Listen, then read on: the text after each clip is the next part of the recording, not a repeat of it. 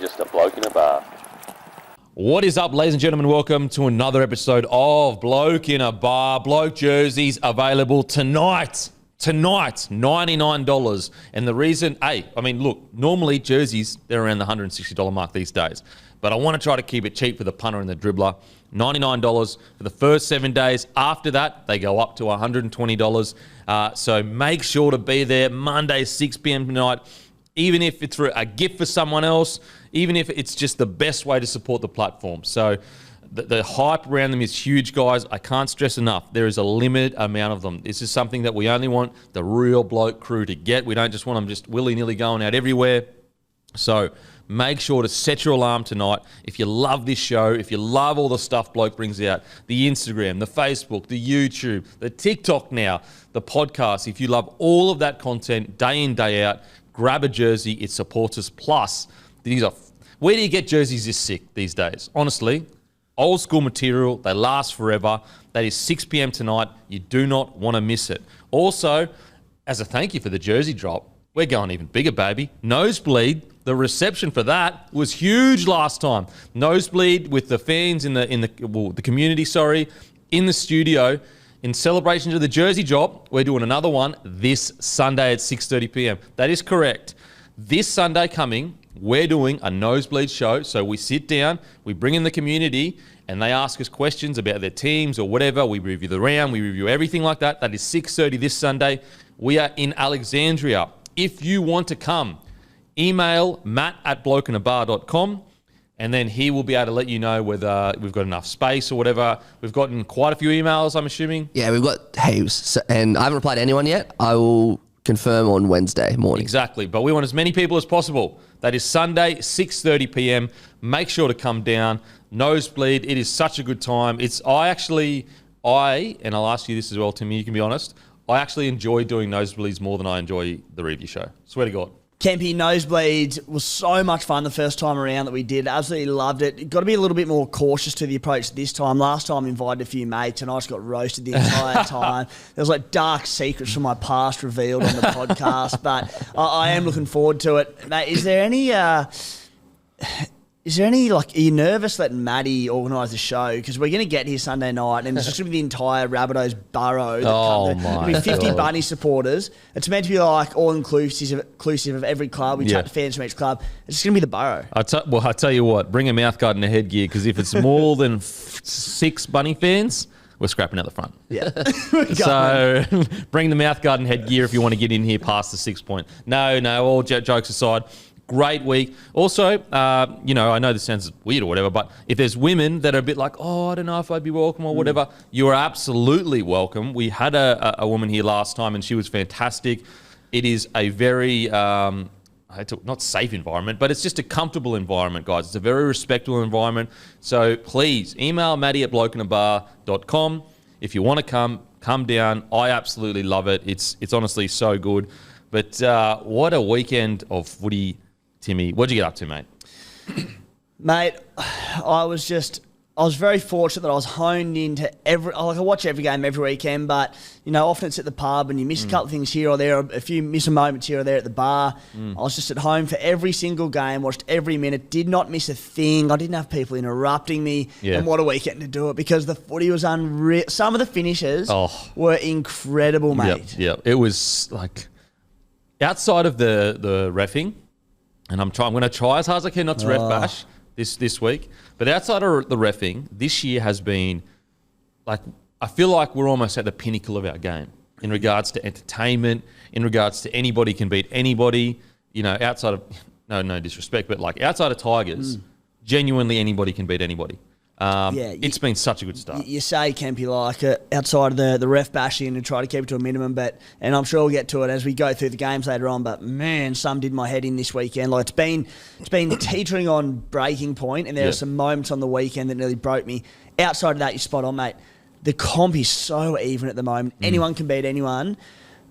And like, even just, we saw on the weekend, just margins being overturned on, we saw, a couple of weeks ago, the Warriors come back against the Sharks. On the weekend, the Dolphins come back against the Titans. The comp is unreal. They've got the rules good, the gameplay's good. Love it. It's so good. So, I mean, Matty, you'd still be flying high from bloody Thursday night, wouldn't you? Oh, yeah. I mean, it's the first time South beat Penrith in a couple of years, and go so close each time. So happy to get the win. When you win on Thursday night, it just sets up your whole weekend, and what a weekend it was. It was just insane, especially that Sunday game, Dolphins versus Titans. Like, that was just crazy. This has been, it gets thrown around a bit, and it has done this year, but this has been the best start to a footy season probably ever. That I've seen.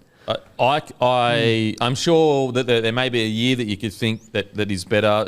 Yeah, obviously, it's a subjective thing. Subjective, yeah. But like, just in my memory, I can't remember a year where I'm genuinely going into games where the Brizzy Broncos literally might be playing the Raiders, for example, sitting towards the bottom or whatever, and I don't know who's going to win that match. That was, when they played each other a few weeks back, that was 1v15 or something, wasn't it? Yeah. But I went into that match going, I don't know who's going to win. Whereas, a few years ago, you're going, fuck, they're getting belted. They're absolutely belted.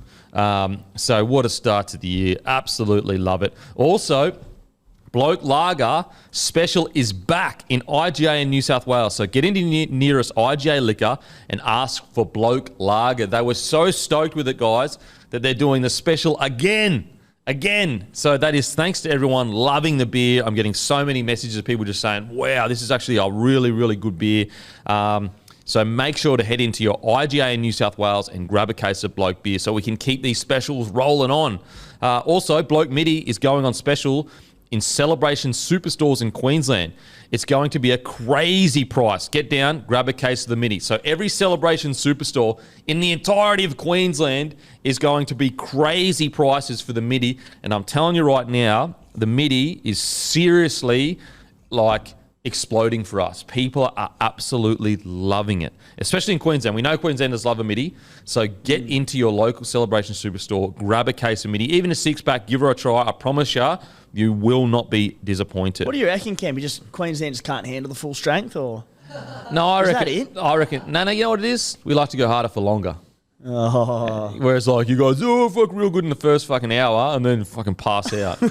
Whereas, us, we're stayers, mate. We're stayers. We play for the 80 minutes. We drink for the 80 minutes. Yeah, and you go at 75% the whole time. Hey, 75% for 80 minutes is better than 100%. I actually love 40 I minutes. actually love the Midi, mate. I like being alive at midnight as well. As you get older, it's like, I think I might go to the attitude changes. Yeah, absolutely. So make sure to get in, grab a case of Bloke beer. Beautiful, beautiful beer. Now it's time for accountability, brought to you by Sportsbet, guys. As always, you can have a punt. You do it responsibly. If you're struggling, make sure to call the line. Make sure to go online. There's plenty of resources to help you. But brought to you by Sportsbet, the partners there. They support us, so support them if you love a punt. First of all, Magic Round, biggest round of season. They're calling it Tragic Round. Sportsbet want to literally bring people together physically by creating a huge jersey that fits 5 people inside, which has all 17 club colours on it.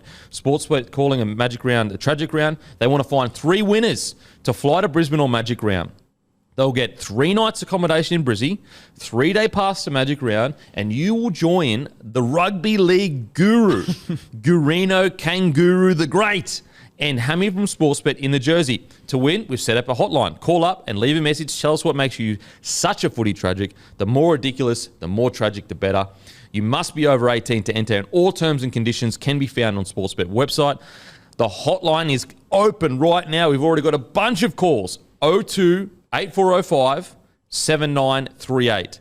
02-8405 7938. And leave a message for your chance to win. You must leave your name and phone number. Otherwise, we can't get back to you. Trust me, guys. Call up. 3 free nights, free flights, and a 3-day pass to Magic Round is probably going to sell out by the time we get to it. Make sure to call up, guys. It's going to be such a sick weekend. Now, how did our tipping go? Rabbitohs defeat the Panthers. Matty won. We all went Panthers. Matty went Rabbitohs. What an absolute G-up. That's a bias call. I don't think we should count it. I agree, mate. You can't give him that. He didn't actually think they'd win. He didn't actually think it. That was just like, I love the Rabbitohs, all this nonsense. Fucking Broncos defeat the Eels 26-16. Everyone went the Eels. I went the Broncos. You grubs. That's bias call. We can't count that one either.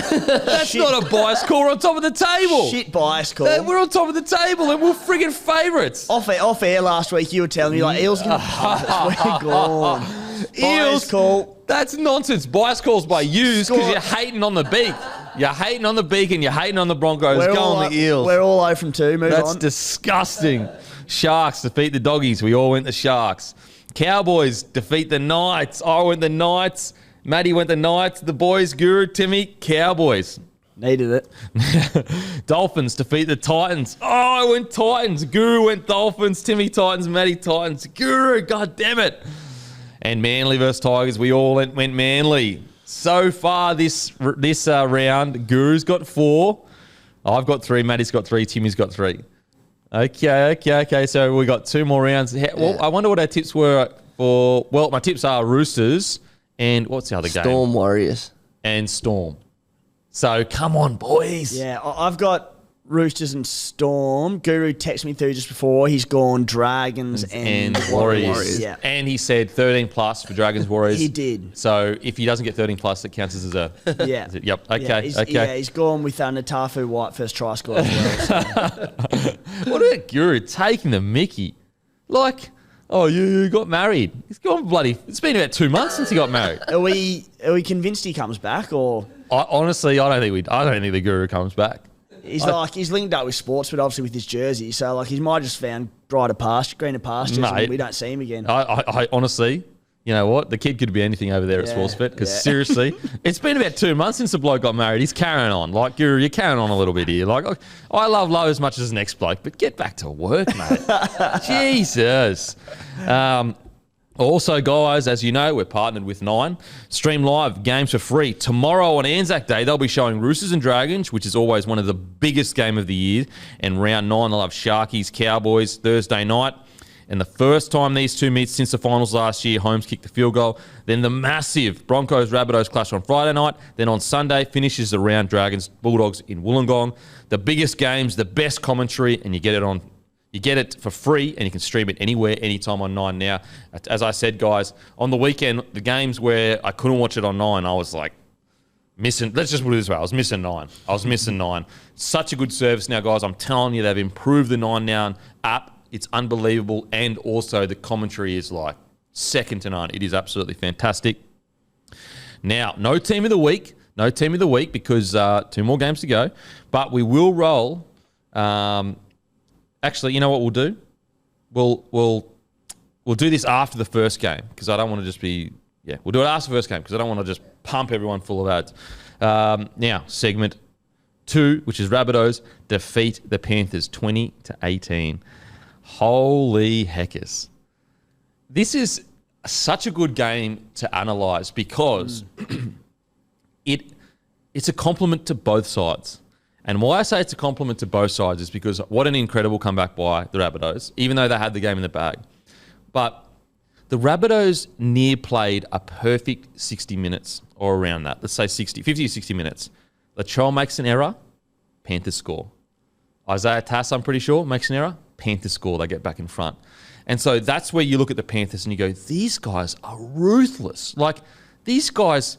You have to be perfect nearly to beat them because as soon as you make an error, they'll put points on you. Boom, just like that.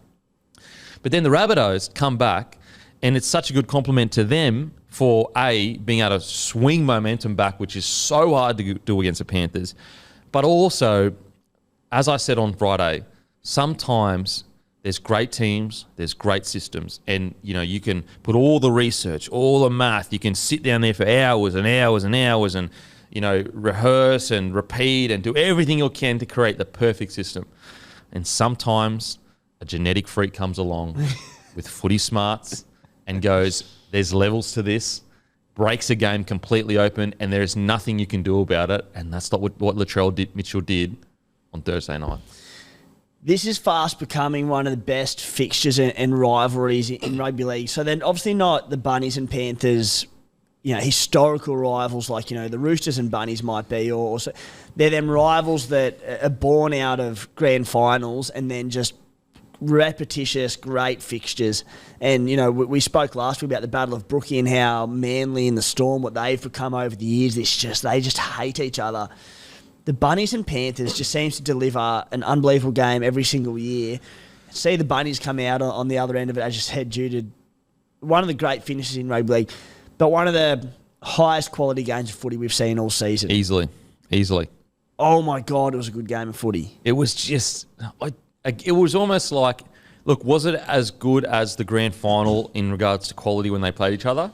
Maybe a tier below that, but it's as close to that grand final quality you're going to get in regular season. That first 20 minutes of the game where there just was hardly seemed to be a stoppage, I was sitting on the lounge with a stitch. I was buggered watching it. Oh, mate. Watching the poor old players out there, you're just going, somebody kick the ball out and give them a spell. And it's just the ruthless nature of it. And the Bunnies, they must circle that at the start of the year and go, this is the game that we care about the most out of anyone, because they were outstanding. And I think they've kind of proven they're almost a little bit like the Eels this year to a degree. I mean, they were actually pre-Eels because they made a grand final when they lost by 50 2 weeks in a row or whatever. But when you see performances like that, and then you see last week's second half, you go, as long as they make the 8, they're a sniff. That's how good this, you know what I mean? Like, there's going to be periods where the Rabbitohs go terrible and you go, what the hell is this? But I just think they're a team you can never count out as long as they make the 8. Big time. And we mentioned with the Knights last week the belief they would have got from almost knocking off Penrith. To go and beat Penrith, no matter what happens the rest of the year, and we mentioned it with Parramatta last year, you just now have the belief that you can win the comp. And there's no doubting it because you've beaten Penrith. Penrith playing well too. Yeah, exactly. We're talking about a Penrith that came off one of their worst performances in about 4 years. No matter how bad a performance you might thought from time to time during the year, we've beaten Penrith. We can win this comp when we're at our best. So it's similar to what happened with the Eels last year. And I know Penrith, when it mattered, got the job done. But Eels played the whole year with that confidence that, okay, yeah, we drop a few games here or there, but we beat Penrith twice. And then they get to a grand final. Yeah.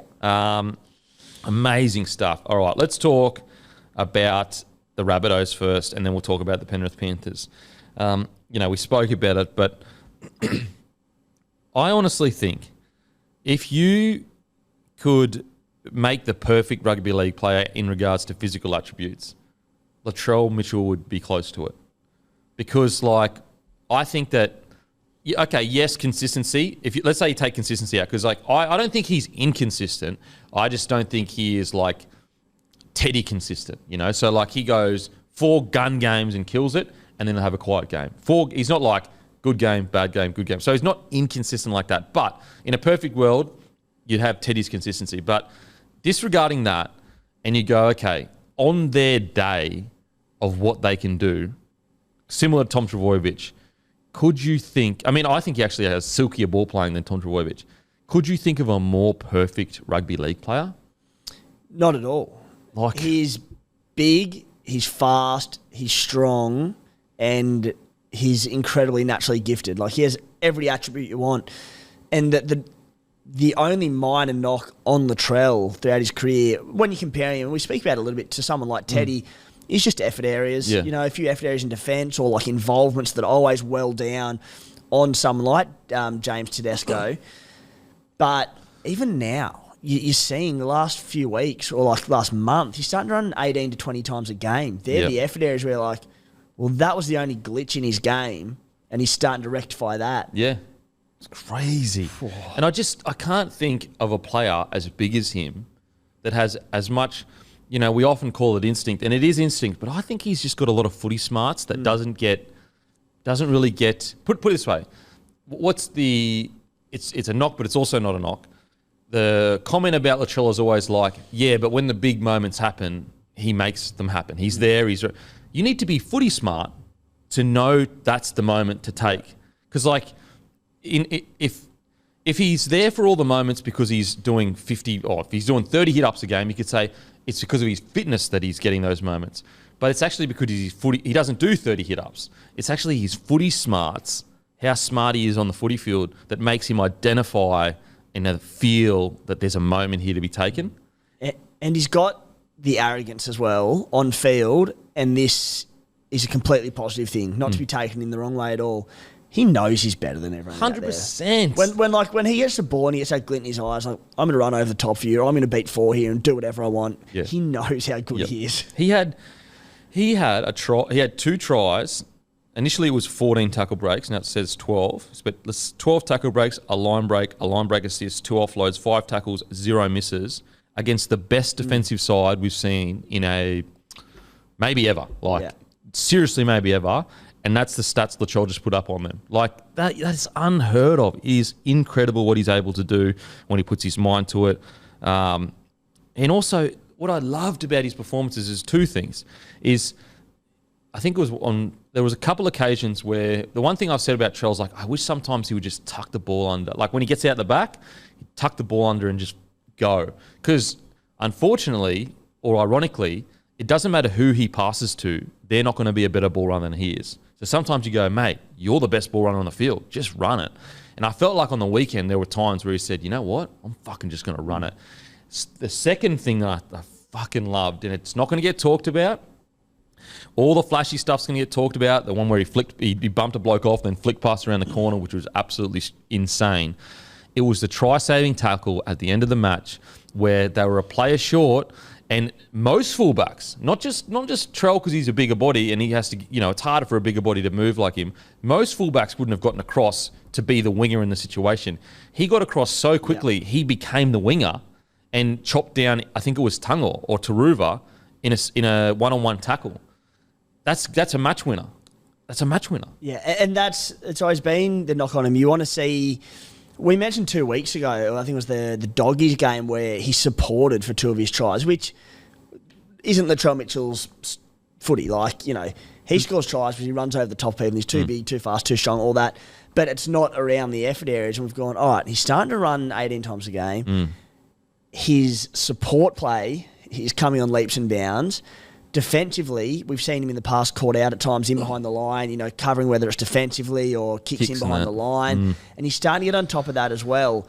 Like, we all know he can pull off the freakish plays, but it's the little effort areas like that. And now he's getting on top of that. It's like, well, how good can this bloke be? Yeah, and I think the reason why people judge Trell so harshly is because he is great. He's 25. No. Dude, he's 25 years old. Like, we are talking about a kid. Other players would go, he may grow into his body and he'll grow into the effort areas and that. We're talking about a 2-time premiership winning, 3 grand finals, Dally M Centre, Origin Series winner, World Cup winner. He's done everything in the game. He's still only 25. He's just going to get, as long as he can stay. And also, for a big fella, outside of the big hammy injury, he's been pretty injury-free. He's just going to get better and better and better. It's just amazing. It's such a privilege to be able to watch Latrell Mitchell because I just don't think you see guys like him. We've gotten used to his silky ball skills. When was the last time we saw a guy that big, that silky? Never. I can't think. Tell me. Yeah, probably never. Tell me a fullback that's 105 to 10 kilos or whatever that's doing no-look, 20-metre cutout passes. It's just incredible. It's incredible. Anything on Charlie Mitt? Oh, I mean, you basically covered it. And we said it on Friday, he got dragged through the media and that, after the game against the Storm, where ironically that was his most runs for the year. It's just Storm being Storm. I think it was because it was the first half. He was a bit quiet. The first half. But whether or not he reads it and it's a coincidence that he's been super involved since then, well, he's just seriously, he's just gone, all right, well, someone's told him what he's realised. I'm the best player on the field. I can be the best player in the world if I want to be. And look what he's done in the last 3 weeks, especially against Panthers. And that's why I understand where people are coming from when they get the inconsistency kind of thing. I get where you're coming from. But let's have a look at his last couple years when he's been playing. The charge towards the finals was all on the back of Latrell last year. He came back. They went on a massive run. That's, fucking... No one talks about that, because he's so good. He's so good. This year, he's had 2 quiet games? You know what I'm saying? But I think it's because he's so great. We all expect the greatness from him that we hope he can achieve. And I hope we're seeing that trajectory right now. And also in regards to the reading of things, I don't know whether he has or whatever, But I hope he's taking a leaf out of the Michael Jordan playbook of, you know what? I'm going to be hated no matter what. So I'm going to read it and use it as fuel to go, fuck you. It looks that way. I hope he does. And the whole people like that get upset that he turns to the crowd and says something. He's not turning to a quiet crowd that didn't say anything. Yeah. He's turning to the crowd that's talking shit, and he's going, boom, I just nailed it from the sideline. What have you got to say now? Like, that's what we love. This is rugby league. This is why we all watch sport. That's why sport is so good. So anyway, you don't have to love him, but you got to respect him. Oh, yeah. You got to respect him. Cody Walker, wow. That last play, for it to all come together like that, for him to be pushing through the way he did. Because, like, the thing with tries that, I guess, get scored to win the match is the defence know it's coming, and they still couldn't fix it. And then I felt stoked for Isaiah Tusk because he had a really poor game, unfortunately. I mean, until that moment, obviously. And he'd been such a stalwart for Rabbitohs, such like an unsung hero, with Campbell Graham getting all the attention. Isaiah Tusk had just been doing so well. So I was stoked for him that he got to have that moment at the end there. But, yeah, Cody Walker, like, what more is there to say?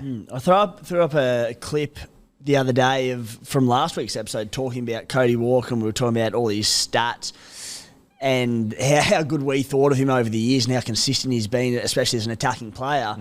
And bloody hell, it just exploded with people saying, oh, yeah, but people just, for some reason, like to not like him and have his critics, and they were up him and just saying, oh, yeah, but he throws intercept balls and gives away games and doesn't come up clutch and stuff. And I'm like, great for traction on the video. yeah. Thanks, boys. I couldn't believe it, like just how upset people got. Yeah. Like not at us or anything. They were just going against Cody Walker. So then on the same week to set up the match winner against the dual reigning premiers, I was like, attaboy. Yeah, attaboy walks. The thing is again, it's almost like the Luai situation.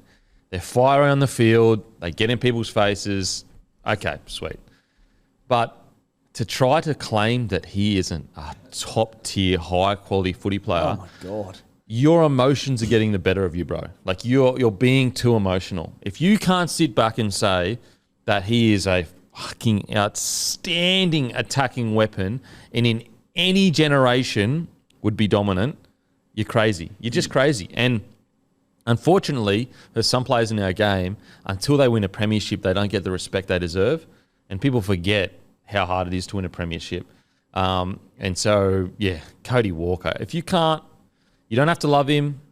That's no one's ever saying that. But trying to pretend like he is not one of the best attacking weapons this game has seen in the last whatever years, it's just wrong. It's factually just wrong. Like, it's just not right.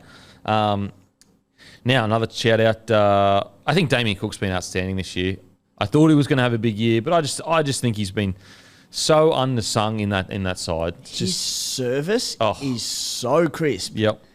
Like, so fit. I kind of feel bad that when we do talk about the hookers who give the best service to the halves or whoever it might be, we often Reid Marnie gets a lot of mentions. Beautiful pass of the ball, but watching Cookie on the weekend, like, God, he passed just on the dot every single time on the chest. Yeah, he is so good. Like he'd be the front runner, you reckon, for 9 That's what I was going to say, yeah. I think so. For the Blues? No, I've always been a believer in Cookie. Even when he got dropped from the Blues, I'm like, I would be so happy to see him be the number 9 for us again. I mean, I know since then I've gone, okay, well, maybe Reece Robson is the guy to come in now.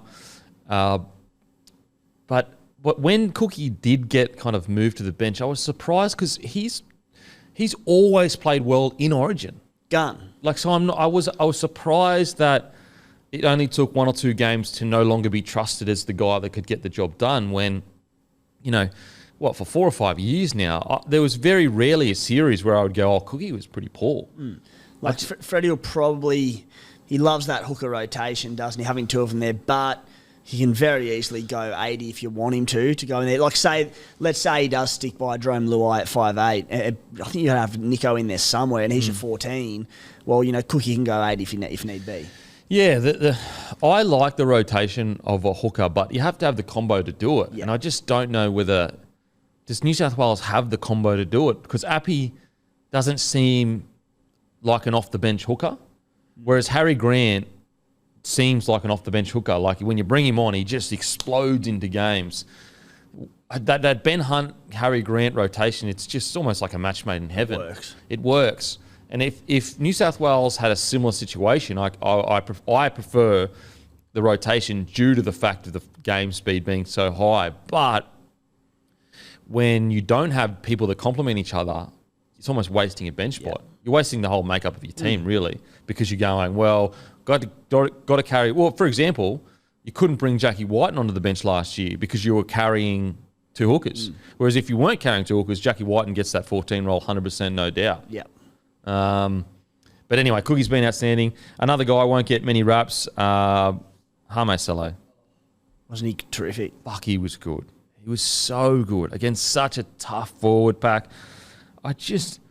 Every time I begin to doubt Rabbitohs' forward pack in regards to their ability to develop, because for some bizarre reason, and I'm guilty of it too, like their young forwards don't get hype.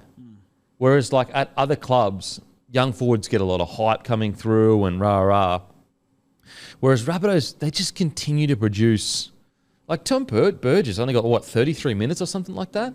Wow. And like, he came on towards the end for a little bit. Totola is still out. Back next week. Arrow in the middle. It's their ability to just continue to develop. And obviously, Jason Demetrio, the setup they've got going on there is just, it's really, really good. It's really, really good. I continue to underestimate Demetrio, his ability to develop these players and just continue to put out performances like that. So their middles were outstanding. Mo Ali, again, 33 minutes, was really good. Sele, terrific. Cam Murray, 74 minutes against Penrith. In a game, we spoke the first 20 minutes in particular, how quick it was.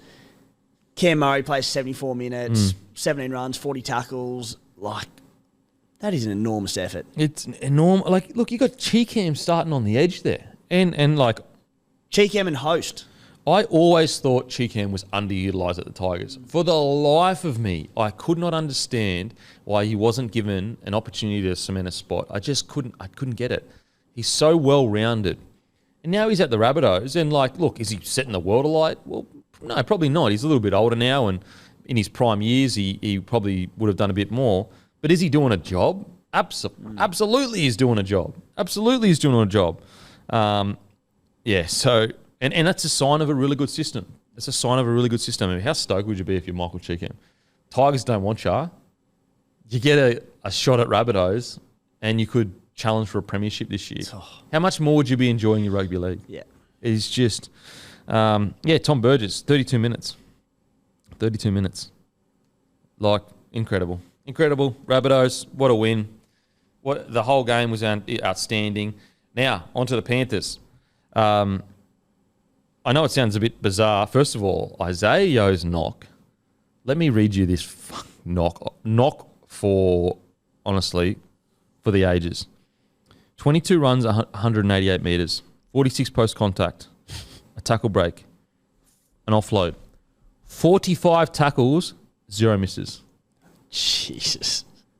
That is unbelievable. That is seriously, and no one's talking about it. That's how good this guy's become. Yeah. In a game where, keep alluding to it, but with the speed of the game, with the amount of fatigue that must have been in it, not just to slip off one lazy tackle. Not to slip off one. 80 minutes he played. 80 minutes. Also, so Isaiah Yo's missed 4 tackles all year. All 4 of them were in the first round. So he hasn't missed a tackle since round 2. Mate, he's on another level. I know I've spoken about it before on the podcast, and I don't care what anyone said. Well, I do care. Like, if you had a good argument, I would believe you. But when he came into grade, he was an okay first grader, almost fringy. Like, not a fringy, but like a guy that you just stick in there, he gets the job done, and that's it.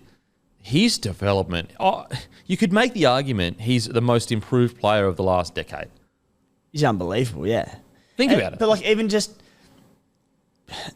playing 80 minutes as a middle in the current game, there are so few players that can do it.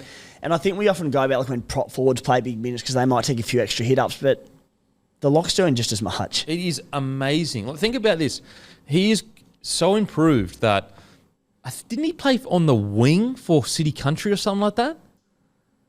Anyway, he went from a battler that's just going to go in, do his job on the edge there because he was a wide running forward, I'm pretty sure. Yeah, initially. for a long time. Yeah, he did. He played on the wing for country in 2016. Tell me he's not the most improved player of the last decade. And look, I'm sure there'll be plenty of people have other people on, but he's definitely one of. I refuse to believe otherwise. He is now a back-to-back premiership winning. He is the heartbeat of that side. He is the heartbeat of that side. Like Cleary is the spear and the guy that can guide around. But if you don't have Isaiah Yeo on that side, there's no way they're winning back-to-back comps. Well, the Blues back row for years has been absolutely stacked, and there's just never even been the slightest question mark around Isaiah Yeo's role in that side. Yeah, I mean, place in that side. He moves Murray to an edge. Yeah. Like, we're talking Cam Murray here, a future Australian captain potentially. So, what a knock by Isaiah Yeo. Hoskins, again, I thought he was good. Not as damaging, but got through a bunch of work, did his job. Cleary, wasn't Crichton a game of like defensively really poor, attacking without him, they get beaten by bloody 20 points. Or not 20, but 12 points or whatever. Ball in hand, one of his best games in a long time. Oh, he was outstanding, but defensively, I know he got the chookies. He got the chockies when it mattered. Yeah. He got the intercept in the grand final that won it for him. But he had that used against him on the weekend. Cody Walker consistently used the fact that Crichton was going for that intercept at least 2 times, maybe even 3. And it's just one of those things where I think with Critter, I think we saw it early in the year. He was going for a couple of intercepts. I think sometimes got to pull it back and go, you know what? Like the intercept, it's a glorious play and you get the highlights and it's great. Put it this way, if Critter defends well this game, it's one of the best games by a centre of the whole year.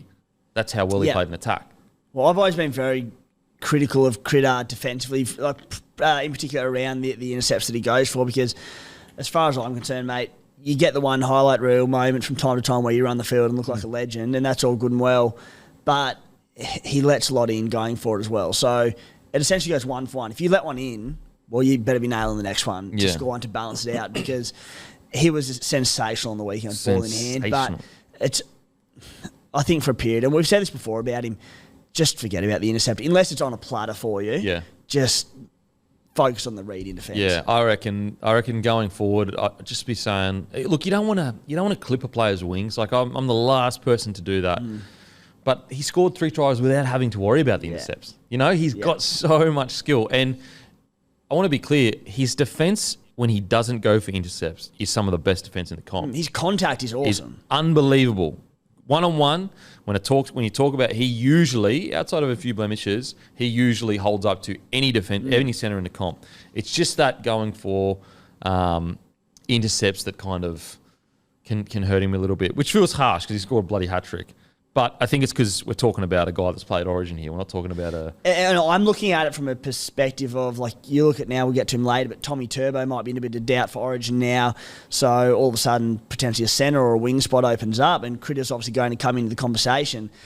And he's so good that, all right, what's going to make or break him getting into Origin? And you can guarantee Freddie Fittler's sitting there looking at it going, a few defensive lapses here, going for an intercept here or there. If you can get that out of his game, you're like, of course, get Critter in there because he's that good. And also, he has the benefit of being To'o's centre. It's so important. Yeah, he is To'o because it's Tungo May usually, Tungo Turuva, or did they swap? Yep, To'o right. To'o's right, and so's Crichton, Yeah. So, that your foot's already in the door. Yeah. It's, you know what I mean? It's almost like just... And Cleary. And Cleary as well. Yeah. And Isaiah Yeo. Helps. So it's just like, mate, for the next... If I'm him, don't worry about any of those big plays. Just defend really well and you put your front foot...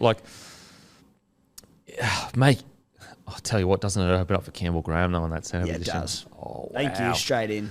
And, what's interesting is that what does Campbell Graham do really well? The real fundamentals, strong fucking D, good ball running. So, because I would actually say athletically, you give Critter the edge. Athletically. For sure. Yeah. So, what a battle. What a fucking battle for that centre position. I'm going Campbell Graham. At the moment, I'm going Campbell Graham for sure. But that To'o Crichton combo It's very enticing on the edge. Defensively, what do we always talk about? Knowing when someone jams in or not jams in. If you've played with someone for a while, It's big. It's big. Like, for example, spoke about this on the captain's run a couple of weeks ago. So all year at the Broncos, I was defending outside Darius. And so Darius, very vanilla defensive centre. Basically like up and in or up and slide. You knew exactly what he was going to do, and he did it early to make sure that you knew. If we missed it together. Later on in the year, probably final series, I think Wayne wanted to shore up both edges, so both wings. So he put Darius on the other wing, put me on the other wing, and Hodjo became my centre. Now, Hodjo, a bit flashier, a bit, you could even say higher level, or not, maybe, definitely like one of the best centres ever. But Hodjo, so we get to the prelim, or the semi or whatever, against Melbourne Storm, and Cam Smith spoke about it in his book. It's one of the hardest, best games he's ever played in regards to as a competition. One of the boys drops the ball in the last 5 minutes. We're short on numbers by at least 2 people. We've got GI marked up against Hodjo, or at least GI is running at Hodjo. But anyway, the ball comes out our edge. We're short on numbers. Hodjo dummies to jam, then takes a step back. But because I hadn't defended out him for a long period of time, as soon as he took that step forward, boom, I went too. Like what a winger should do. And that's, if I had played with Hodjo for a longer period of time, I would have known Hodjo has that dummy in him, and to just make sure, take 2 steps instead of 1 step before I decide to go. And it's just, obviously they score, they win, they go through. It's just an example of how important time together matters. And Matt, we speak so much in this show about combinations, and generally it's in reference to attacking combinations, but defensive combinations. You just highlight that so well, the importance of it. Oh, mate, it is so you're right, important. when it comes to Origin and potentially Critter at centre with Toto and Cleary, it will go a long way. Oh, mate, because does Cleary defend on that edge, or is it Jerome? Cleary's on the right. Yeah, so they can go the whole right edge of Oh, Penrith, my essentially. God. So you just, Liam Martin. Hammy pending. Yeah, hammy pending. So you could, essentially, if you're Ivan, you sit down with Critter and you go, Critter, just defend your ass off. That's all that matters. You get it right, you probably play Origin. You probably play Origin. If Turbo's out too, you could easily put, if Campbell Graham is capable of playing on a wing, which he can, then you can stick him outside of Latrell. Trelly Mitt and Campbell Graham. Actually, that's fucking, I don't mind that, because then you got Rabbitohs combo. Yeah. And then you got Panthers combo on the other edge. Yeah, because you got Cam, Latrell, Campbell Graham. Look, personally, I think you get Jared Croker in there. Could be the first time you've said some sensible shit on this podcast, mate. Make it happen. I don't care what anyone says. If Croker was a Queenslander, he would have at least played 1 game of Origin. I honestly believe that. There's time. There's still time. Hey, his defence has been outstanding. Yeah. But yeah, so really, really interesting in regards to Critter's game. Cleary, great again. Cleary's running game is so underrated, I reckon. Anything else that stood out for you for just Spencer Leniu off the bench? Holy shit. The Spencer Leniu run. Holy dooly. Oh my God. You don't see that in the NRL. Oh, far out. Just obliterated about 4 blokes. He must have been sitting on the bench just angry, just going, yeah. Because remember Tane Milne smacked him across the face in the prelim, and Tane got sent, and Spencer was pissed off because he thought he was going to get... Yeah, so maybe he had that in the back of his mind too. Yeah, wow. Talk about a momentum change. They scored, I think, the next tackle, Crichton on the right edge. Mate, yeah, you got a job to do. Talk about doing your job and doing it well. Yeah, I thought Spencer Leniu off the bench was outstanding. You know who else I reckon is actually going into a decent kind of strong running forward is Jermaine Salmon. Like, there's a few times where I go, like 2 years ago, I'd go, he just doesn't have the strength in contact. This year, there's been a couple of times where I'm going, fuck, he's pretty strong in contact now, which is good for the Panthers.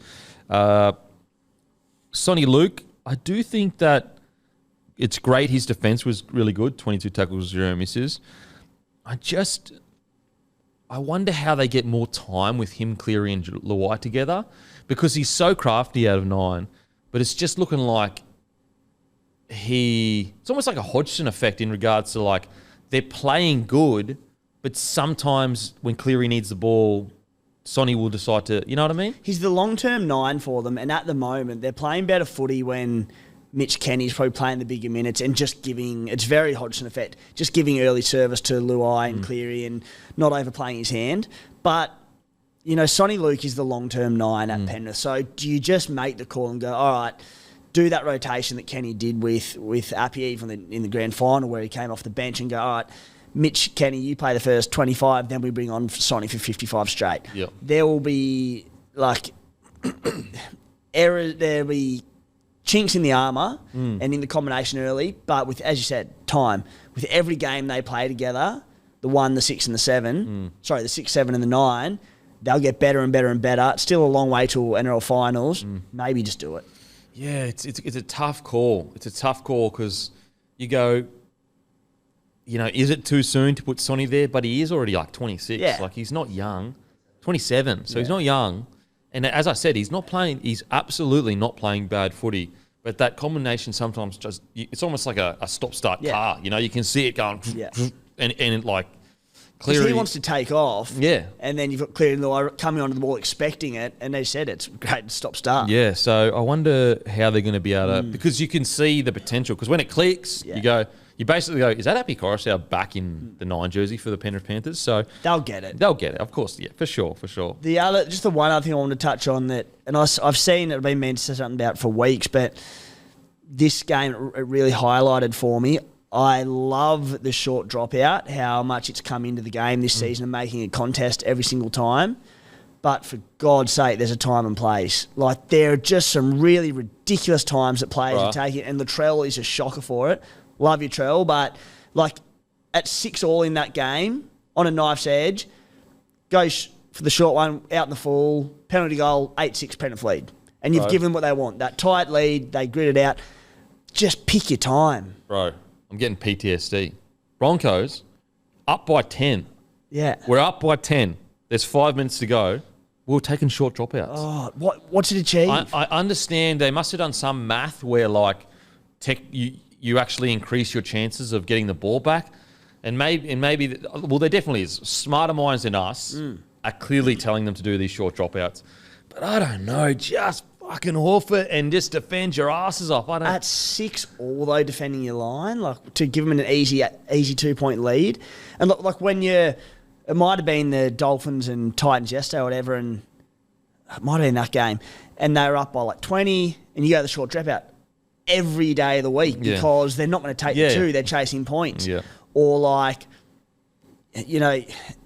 whenever that 2-point is going to come in very important, in just a tight don't game. do it In a tight game. They must have done a lot of math on it and found that even when you drop out, they get to the 20 anyway. As in the kick or the 30, and by the second tackle they're on your 20. Yeah. So you may as well just kick to the 15-metre mark, and then, or maybe they've done math where defending on your line is easier because you don't have to get 10 metres back. I don't know. I'm not convinced. You see it. I mentioned there when the scores were level. There'll be a team down by 6, and they'll do it. Give away a penalty. Take the 2 from in front. All right, 2-try margin now. Just pick your time and place. When the Broncos were doing it, when we had the game in the 10 minutes, there's literally 5 minutes to go. We're up by 10 points, and we're doing short dropouts. You're just going, why? We don't need points. We just need to hold on. Yeah. Anyway, great game. Now, on to the Brizzy Broncos. But before we get on to the Brizzy Broncos, huge announcement. So excited. Menulog have jumped on board and partnered with Bloke and will be delivering the goods for you guys this season. For Bloke listeners who haven't ordered Menulog before, head to offers.menulog.com.au/bloke. Link will be in the show notes, and you get $15 off when you spend $30 or more. This is the first of multiple deals coming for you guys this year. So, guys, when we bring partners like this on board, if you love this show, please just head over there, download the app, and sign up via that link, because that's how they measure whether they continue to partner with Bloke.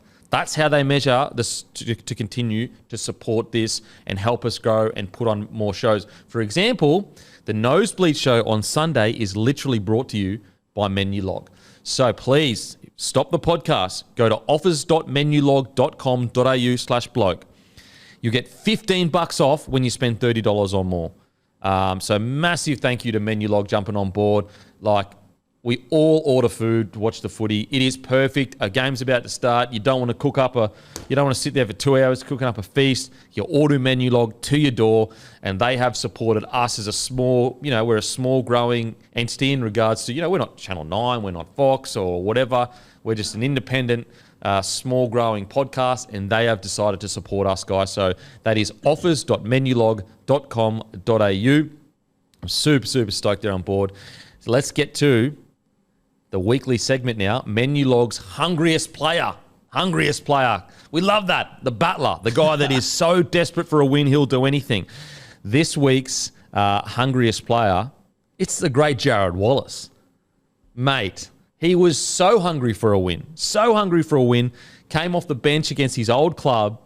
I thought it was like shades of Joey Johns at the back with the ball playing from the big J-Wall, and that try where he kept control of the ball. God. What's his hands made of? He picked himself this week, didn't Oh, absolutely. The only bloke that could have potentially pushed him for the hungriest player was the goat, nosy Mark Nichols, Yes. who he put through for a try. Exactly. But then Wallace got one of his own. It was like, it's got to go. It's got to go to the great J-Wall. So we'll do the hungriest player each week. And we'll also give you a code that will basically you'll be able to use. Have you got the code there, Matty? Yeah, text it to you. It's free delivery, and it'll be the player each week that we pick. Yep. So the code this week will be Wallace. So the code this week for free delivery on Menulog, free delivery is Wallace. That's right. So when you go into order your thing, so not only do you get $15 off your first, if you spend $30 or more, you get free to delivery when you put in Wallace. The terms and conditions are in the description. And we're going to do that each week. So as I said, guys, so excited to have Menulog on board. This is how we can keep going, guys. And so make sure to download the app, use it, use the links that we're giving you, and also use the code Wallace. Massive congratulations to Jared J-Wall winning hungriest player, the inaugural hungriest player, the big fella. He would love some Menulog, the big fella. He had Oh, mate. Yeah. He could smash some Menulog. Scored a try, a line break assist, try assist, and he ran for 181 metres in 41 minutes. Not a bad knock. Broncos defeat the Eels 26-16. Oh, yeah. There's two ways to look at this. Purely from a fan's perspective, absolutely no. From a perspective of club winning matches and us being in the top 8, fantastic. What a win. Up in Darwin, rain. It was 27 degrees before kickoff. Then the rain hit and we held on. From a perspective of premiership winning, it's like just still a few things we need to clean up, because the first half by us, when we completed at 93%, we were unstoppable. Unstoppable. We absolutely dominated in the first half. Then I think just before halftime, I think they scored a try just before halftime. Was it Sivo maybe? Anyway, I'm pretty sure they scored just before halftime and became 26-6. Then we come out in the second half. We still completed at 86%, which is a really good, that's our best completion rate for the year. So that's a massive win. But just some silly errors started to creep in. Going for one-on-one steals where they're coming out of their end and we were already up by a certain amount of points. And so it's just a matter of, there must be directive from the coaching staff telling the players just to attack. Because sometimes I watch the Broncos and I go, that's all that's on their mind. There's no let's build defensive pressure, let's just get into the grind. And look, you got to say, even though it's not pretty, they're winning every game pretty much, so they're getting it done. A really, really great win. A really, really great win, especially that first half. That first half version of the Broncos can challenge for a premiership this year. The second half, it'll be tough. I'm so torn on the Bronx at the moment, Kempy.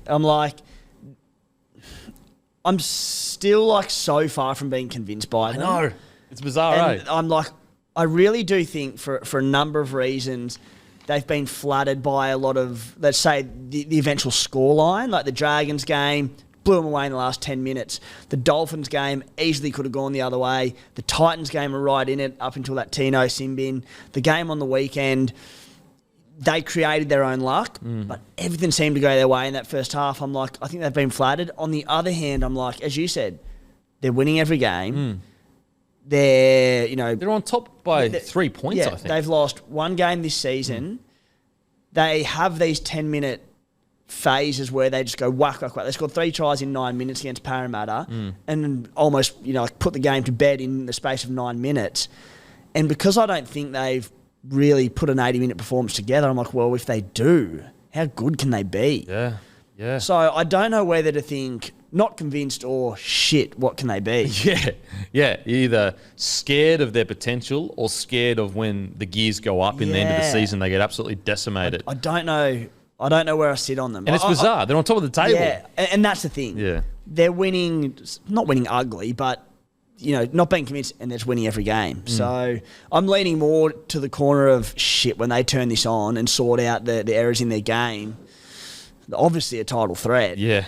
Can they do it 4 weeks on the trot or 3 weeks on the trot, whatever it might be, come September against red-hot opposition who are at their peak? Well, time will tell. I mean, it's, again, before going into the game, I said if they complete over 85%, they win the game. And that's like the scary thing for the Broncos. If you're playing them, it's like if they complete high, they got so many weapons in attack, it's absurd. Yeah. It's like absurd. And there's even some of our big players that, like, for example, Selwyn, he's been good, solid in regards to gets through his meters, but he hasn't even been the big moment each week guy yet. Wait until he kicks into gear. Corey Oates just came back. Herbie's been outstanding this year. The worst thing is I feel like a hater because I'm like if you're sitting there, if you're a Broncos player, you'd be like, bro, we're on top of the table. What more can we do? What more can we do? But it's from a perspective of this team could be great.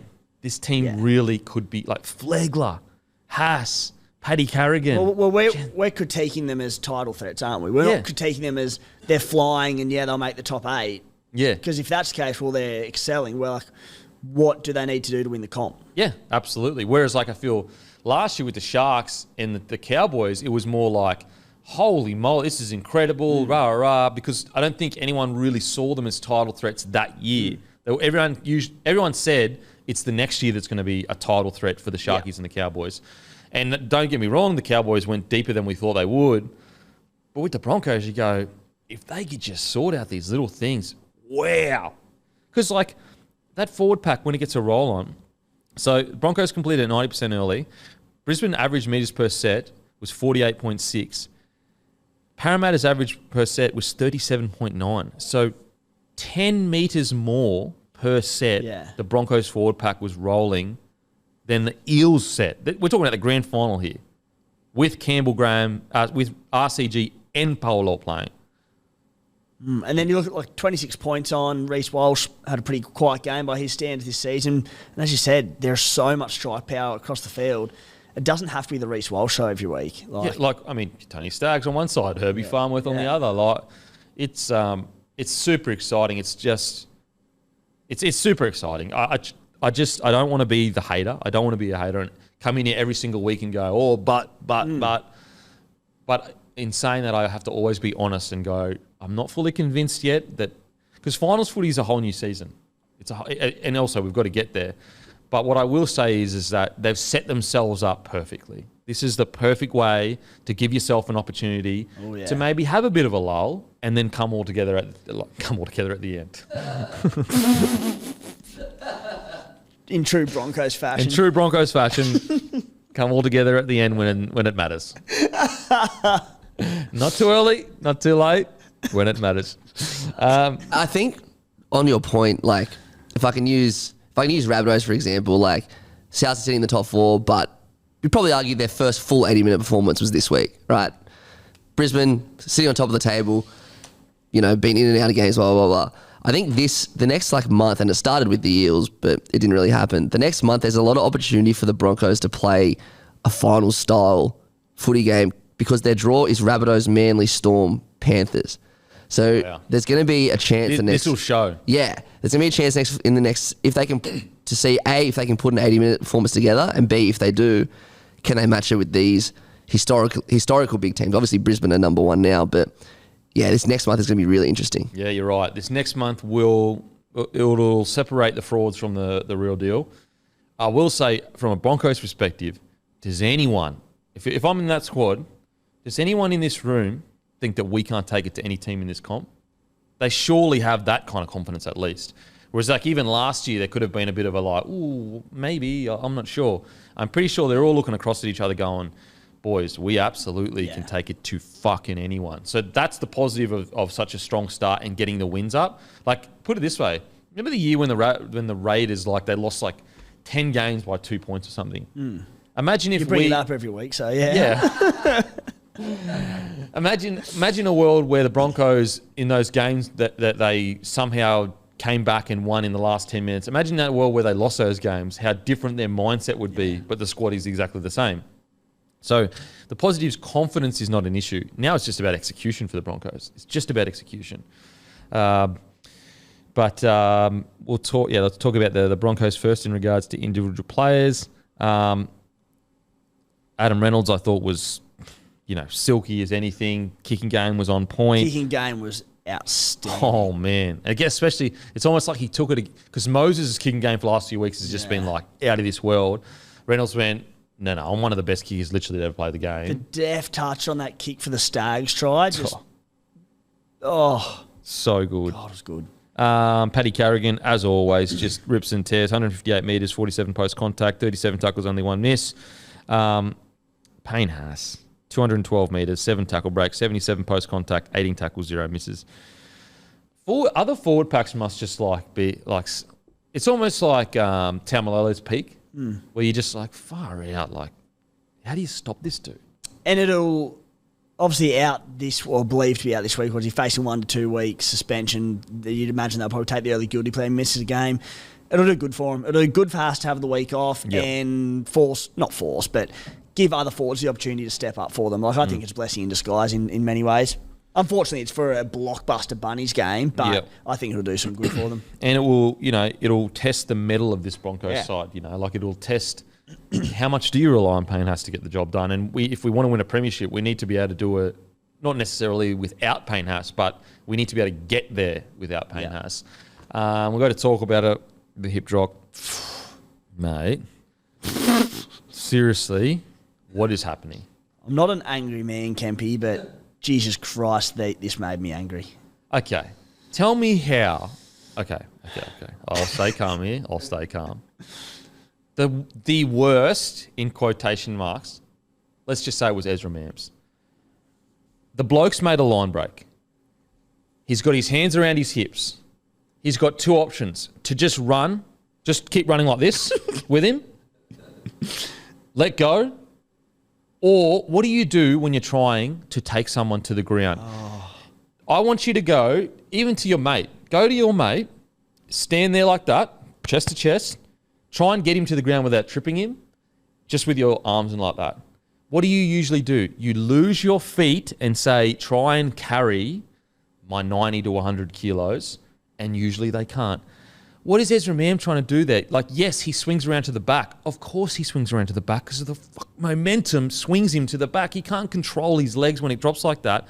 And also, when you watch it, he doesn't actually end up landing on the back of his legs. He nearly does, but he doesn't. And it's just like, these people are like, oh, yeah, definitely hip hop. Like, no, the hip drop, they've changed the definition. It used to genuinely, like when they first started to crack down on it, it was when we saw players genuinely, there's 3 in a tackle, they're standing there, and we literally saw players dropping into the back of legs intentionally when there was like time to think about it, rah. Now it has literally changed. Literally, and I'm not exaggerating, it has changed. If you tackle someone and lose your legs, that's a hip drop, which is not a hip drop. It looks like the directive has been based out of that game. The second you wrapped around them and your feet leave the ground, hip drop. Hip drop straight away. Like Hopgood's one. Payne Haas's one. What? We're talking about things that happen in a split second. RCG is ducking in to try and score. There's a try line there. You do it. Like, we are talking about half a millisecond of contact. How are you supposed to control where physics dictates your body goes? Hopgood's was one of the most ridiculous sin bins I've seen in my entire life. So bad. Hopgood was like, sin bin for what, sorry? And we've had so many countless examples this season of one sin bin completely changing the course of a game and dictating the result in the end. In recent weeks, we've seen it. Fortunately, that didn't change this result, but, Parramatta were coming back. It happened. It was so bad. And then even Payne Hass's, he's going to cop a week for that. Like, from memory, wasn't there it was a stoppage in play because it was Campbell Gillard who was injured from it. If he doesn't get injured, we wouldn't even talk about it. There was the stoppage, which was quite long. They looked at it. It wasn't even a penalty. It was play on. And then they go back after, feet left the ground. Like, he's missing a week of footy for that. So the ref, who had already been harsh on hip drops. He'd already sent 2 players to the bin for hip drops that, in my opinion, aren't hip drops. And then the Payne Haas one, by the way, after we looked at, Like, it is just getting absolutely insane. He's missing around for that. He's missing around for landing on the hips and making him spread his legs a bit harder than he already was spreading his legs because he was trying to score a try. It is getting absurd. Imagine if the Hopgood one happens in like a finals game, Origin or Grand Final, they go to the bin for that, and then that changes the game. It's like, fortunately, we have this conversation when there's like outlandish refereeing things going on early in the year. We always say, what happens if it happens in Origin or Grand Finals? They just don't. Yeah. Thank God. It's so bizarre. It's like, where's the best reffing? It's always in Grand Finals in Origins. Yeah. And it's like, why don't we ref like that all the time? And I know it's still early on in the old hip drop and days, the hip drop era, and we've said it before, Kemp, we know why. We know they're trying to limit injuries. We see where they're trying to reduce it. It is a dangerous tackle. The more I see it, I don't know how they get on top of it. I don't know how they solve this problem because it's just blokes making a tackle, and I don't know if it's avoidable. Blatant ones, yeah, sure, they are. As you 100%. said, 3 blokes in the tackle, Blake goes in and just drops all his body out when it can be avoided. But the Haas one, the Hopgood one, unavoidable, in my opinion. I don't know how they police that. And with the Ezra Mann one, like, he's just trying to bring him to the ground. There's no intent to drag. How could he? The guy's running away from him. How could he intentionally try to hit the back of his legs like that? All he's trying to do is, oh shit, this guy's way bigger than me. He's made a line break. I need to lose my legs so that my weight brings him down. Otherwise, I will literally just be running for 40 meters like this on his hips. That's what they expect. Just like that. Yeah, sweet, mad. I'll just run like this for... come on. It is, honestly. And people go, well, he should change his... Yeah, you try changing a technique with a 100-kilo wide running forward. When you got your hands like that, you'll try let go one hand and like crawl up his back so that you don't... It's just so silly. It is getting out of... And look, we praise the NRL for other things. The chicken wing they got rid of, the cannonball they got rid of, the grapple tackle they got rid of. The difference with that is those were techniques that were being chosen to be done. Like there is you go, okay, here's a player, I've got him in a grapple tackle. There's some knees, I'm going to run in and dive at him. There's a shoulder, I'm going to rip it. The difference with this is in contact, just boom, straight away like that. We all agree that if there's 3 players and then a player is like got time to decide and then he goes boom into the back of the legs, boom, throw the book at him. Do 6 weeks, I don't care. Yeah. Throw everything at him. Now, some people have tried to say, well, look at the head knock crackdown. There's been less head knocks statistically since the crackdown. They fail to add in the part where the independent doctor was added. So what players do now is, even when they do get hit, you literally see players running over and lifting up their mate because they don't want to go off for 15 minutes. Whereas initially, when the head knock crackdown came in, what did they do? They created an environment that if you stay down, you get a video replay, and then you get the penalty for the little graze across the chin that you got. So people try to say, oh, well, the NRL did the right thing. No, the head high stuff, we're basically back to where we were before. Like, when was a head high ever not a penalty? You know what I mean? Like, there's this false narrative that has been created where before the head high crackdown, people would just run around swinging arm at everyone and it was all good. Like, it's like, no, it wasn't. Not at all. Head highs were always, they were a penalty. Now, were they a sin bin? Not as much. Seems like sin bins these days are just like Like, okay, for the Hopgood situation, why couldn't that just be a penalty? Like, even though I don't think it was a hip drop, why couldn't that just be a penalty? Yeah. Why did it have to be 10 in the bin? That it just doesn't make like penalty 10 in the bin are like infinite universes apart from each other in regards to impact. Why does something so insignificant have to just go straight to 10 in the bin? I don't understand it. And look, I know the refs are just acting off directives they've got. I bet you if you sat down with all of these refs, especially when that head high crackdown happened, I bet you if you sat down with all of them, these guys are more rugby league fans than most of us put together. They're a ref. Like, you get pizzled. You don't get like a good ref gets noticed less than anyone in the world because that's their job. The better you ref, the less you're noticed. So we don't even give them the gratification of plaudits when they do a good job. So it would just be directives from above that they're getting told to bloody sin bin this, sin bin that. But it's getting out of hand. I don't know.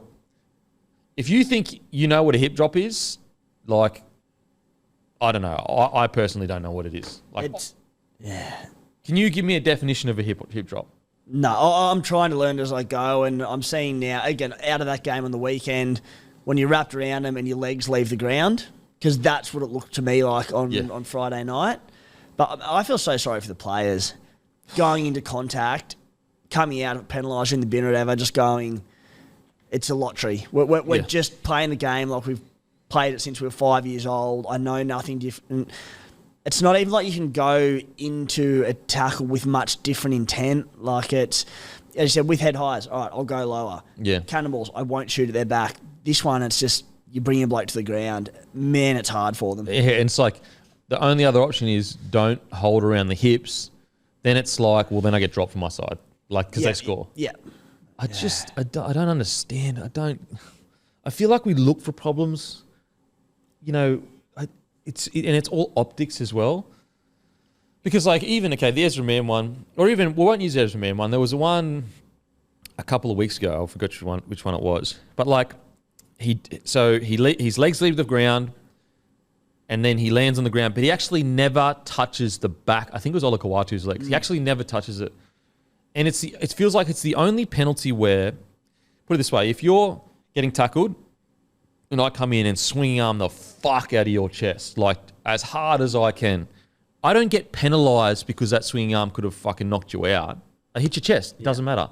So why are players getting penalised when their feet leave the ground and they don't touch the back of legs? Do you know what I'm saying? It's the same thing because, like, yeah, there's a chance I could have landed on the back of his legs, but I didn't. I got him to the ground. Same thing in regards to a swinging arm. If I come in and hit you hard across the chest, that's rugby league. So anyway, I could be wrong, but I don't believe there's been transparency from the NRL around it. Kind of saying this is what it is. This is, and again, looking after the refs because you're right, they've been given a directive from up top. This is what the referees are being told, and they're giving a bin based on this. Then at least you can understand it. And it's got to happen soon because there's been so much chat around the media around the hip drops for obvious reason. Just come out and at least give us a definition of what we're looking for. Yeah, and maybe they have. Maybe they have. I might have missed something. But you know what? That's on them. Then they need to be louder with their put it on their social media. Turn the comments off if you have to. Put it on the broadcast. Send the directive out. Send the graphic, send a video, a graphic, everything to all the networks. And they can play it in games. Like, get on the front foot so that the people that are watching know what's going on. You know, some of the calls, though. What about the call where Selwyn Cobbo gets up to play the ball, Sean Lane tackles him again. Oh, my God. And then he plays the ball. Reynolds gets the ball. Sean Lane rips the ball out of his hands. And then Eels get the ball. And then they score a try. Mate, what are we doing? I'm sorry. It's a weird game. Barry Crocker. Like, we talk about when players have bad games. Unfortunately, on the weekend, there were some refs that had some really poor games. And maybe it is because of the amount. Imagine the amount of directives they're getting. They're just going, this is not the game that I grew up reffing. Yeah. Because it's not. It's not even close. Anyway, let's talk about Eels real quick. Oh, man. Eels, just like... It's one of those... Like, look, they're sitting 12th. They're actually on equal points to 16th. So 12th wow, through to 16 all on 6 points. Just, I don't know. They just don't have the punch that they had last year. The thing is like Mitchell Moses is having a pretty decent year. I think he's been playing good footy. Dylan Brown's been good. Yep. Gutho's been good. They're pretty well full strength. Like, I think they're RCG entirely will be out full for a strength. bit. Like, On the weekend. Going into the game. Yeah. Mate, I don't know. Like, what do you say? Like, is it the completion rate? Like, yeah, the completion rate wasn't the best. It was around 68%. But they're getting to real areas, and I know they had a really tough start to the season, but they're getting real areas of like missing the 8. Like, I'm not there yet with them, obviously, because they're essentially one win outside the 8. You know, they'd be equal on points differential, so they're not completely disconnected from the 8. But geez, you've got to start picking up some wins to make it like not a desperate affair towards the end. They've got 3 pretty decent weeks in a row in the Knights, the Titans, and the Raiders. So that like very winnable games for them. And as I said, equal points is 16. Team coming 16th. Winnable games, but like pretty well have to win 2 or 3. Like, they got to go 2 from 3, because then they're sitting, because they've still got. You've got Cowboys that if they click, even though I don't think they got the win on the weekend, but I'm very concerned about them. You got Cowboys, Raiders, Dragons, Titans, Roosters, and Knights, and Bulldogs. All those teams can steal wins off the Eels, you know? Really tough draw to start the season. They play the 3 major bye rounds around Origin. Round 13, 16, and 19. Round 13, they've got the Cowboys. Para will be near full strength minus Pro Junior Bolo. Round 16, they'll have Manly. That'll be without Tom Trebojevic, probably Jake Trebojevic, Daly Cherry Evans. So, like, they really should be winning those 2 games. So they're pretty friendly to them around the Origin period with 2 byes stuck in the middle of there as well. But, yeah, they're so hard to make sense of. I just don't know because, like, if they were playing shockingly, I would go, they're just playing really poor. Like, for example, when I look at the Cowboys, I just go, damn, you are a shadow of yourselves compared to last year. Whereas the Eels, I'm just in the middle with them. I don't really know. Yeah, they could use another outside back for sure. There's no denying that. A real strike outside back. But there's nothing that, like, outside of completion rate, there's nothing that really screams to me the problem.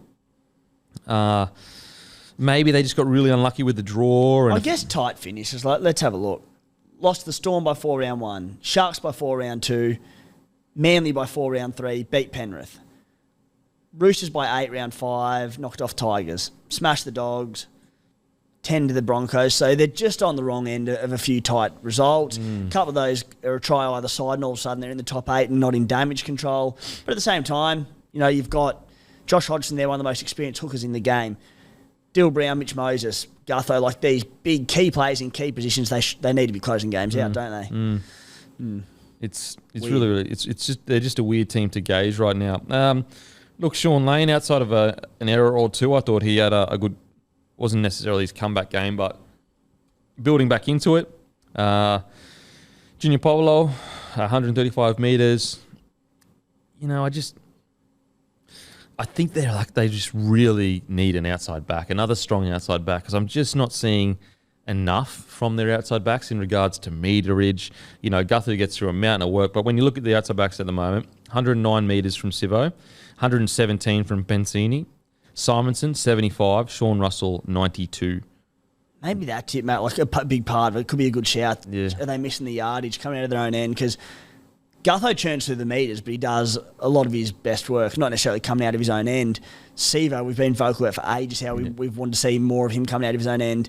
Sean Russell, he's not a big meter eating winger. He's also played centre most of this year. So in comparison, Broncos, Corey Oates, 224 metres, Stags, 52, Herbie, 225, Selwyn Cobbo, 148. You just go, and when you compare those back. When you compare that, like this is a back line for the Broncos. Walsh, Oates, Stags, Farnworth, Cobbo. This is the back line for Eels. Gutho, Sivo, Pensini, Simonson, Russell. all due respect to that back line, but that Broncos back line is substantially better. Yeah. And yet the Eels are the grand final side. Broncos didn't even make the 8 last year. Yeah. So I really think that they need to get quite aggressive, I think, in the market in regards to outside backs. I think that they need to find a way to get Sivo to just... I just want to see more than 11 runs from him. I know. You know, maybe it was a complete... And look, they had low completion rate guys, so... But I do feel like this outside back situation has been kind of hovering around them for even last year we spoke about it. You know, Wonga Blake, was he a winger? Was he a centre? So, anyway, I'm unsure with the Eels. They really, really do confuse me. They really do confuse me. Hopefully they can bounce back. Doggies, Sharks. But before we get to that, make sure tonight, 6 p.m, Bloke shirts. Sorry, not Bloke shirts. Bloke jerseys. Dropping. Only $99. Sizes go all the way up to 7XL. All the way up to 7XL. We're looking after the big fellas. $99 tonight on bloke.shop. There is a limited amount, guys. This is for the real deal. So make sure to be there 6 p.m. Set your alarms. Also, store shout-outs, brand new stockist, Kegs on Legs. Kegs on Legs is a catering business where you can hire a mobile bar service with tap beer for any function you want. They have just listed Bloke Lager and Bloke Midi on their website and are available for purchase. They have a delivery or self-pickup option in Melbourne, Sydney, Northern Rivers and Gold Coast. So if you have an upcoming event and you'd like to have Bloke beer on tap, get in contact with Kegs on Legs through their website. I get a lot of messages of people saying, can I get to my wedding or this party or whatever? Kegs on Legs can now take care of you. Blaxland Cellars selling both lager and midi for extremely low prices. You can get 2 cases of Bloke midi for just $90. That is $45 each. Holy! Mate, get into Blaxland Cellars. And they've been with us for a long, long time. Grab a case of Bloke midi. On top of that, every case purchase of Bloke beer, you receive a Bloke keychain. And you can't even, I don't think you can buy these keychains. So if you're in the Penrith area, get into Blaxland Cellars and grab some Bloke beer. That is 2 cases of midi for $90. And every case of beer, you get a Bloke keyring. Winston Hills Hotel, great pub in the Hills area of Sydney, selling both Bloke Lager, Bloke midi in their bottle shop for great prices. Batao Bay, is that it? Batao Bay? Batto Bay. Batto Bay. One of the great botlos. Bottle. Great pub. Great little bottle shop on the Central Coast, currently stocking Bloke Lager and selling 6-packs for just $19. Town and Country Hotel St. Peter's. They've just put us on tap. That's right, Town and Country Hotel St. Peter's. We are on tap at Town and Country Hotel St. Peter's, Warrilla Drive-Thru, IGA Mossvale, Royal Hotel Camden and East Cromwell Cellars. Last time I was at the Batto Bay Hotel, David Fafita scored a first half hat-trick against the Bunnies. There you go. And then the Bunnies ran them down, didn't they? Oh, shit. Oh, shit. Oh, it's so unlike the Titans to get run down. Sharkies defeat the Bulldogs 33-20. What about Nicho Hynes just taking care of the punter? He just went, you know what? I know there's a lot of 13-plus rolling out there. I'm just going to knock over a field goal. You know, when I think a bloke can't get better, Nicho Hynes just cares about the punter. He knows there's a 13-plus out there. I'll just ding one over the boys. And he went, no one's on us 1 to 12. Everyone's on us 13 yeah, plus. 13 plus. Think about how many blokes in pubs were watching going, 13 plus, they're winning by 12. And then Nicho goes, don't worry, boys, I got you. If it was expected to be a tighter contest and Nicho knew that, he wouldn't have taken that There's shot. no He'd be way like, he I'll takes give the that. punters their 1 to 12. Nicho Hynes, guarantee you, was in the middle of an NRL game on the field thinking of the punter. He looked up at the score. He saw 12 points. He knew there's a lot of punters out there looking at having a big night. Ding her over. Boom. She's up in the punt. Shouting the boys some drink. So thank Nicho Hynes for that. Oh, wouldn't the Nulla be going off with the 13-plus bets over there? Bloody hell. Oh, he man. knew that every man his dog in Supercoach had the skipper on him, myself included. He went, I'll look after him. That's what I'll do. Mate, Hynes, best bloke in rugby league. And his rhetoric around I hate Queensland during Origin. Oh, it doesn't get better. As soon as he said that, I had him in my team meeting. I was like, you have to pick him. He hates him. Like, publicly. And also, I just love that he's got the guts to say what we're all thinking. Yeah. You know, we hate each other around Origin. Why are we pretending like we don't? I get it why players don't, because I get absolutely pizzled in the comment section. But we all think it. That's why Origin is good, because we hate each other. I hate Queensland 365 days a year. It's not around Origin period. Yeah. Well, that's because we're the better state. I love spending time in their beautiful state, but I hate them. Yeah, look, I'd hate greatness. Sometimes greatness is hated.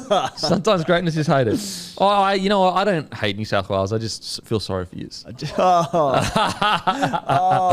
Woo! Matty, let's stage a walkout. We're still, over a month away. We're heating up.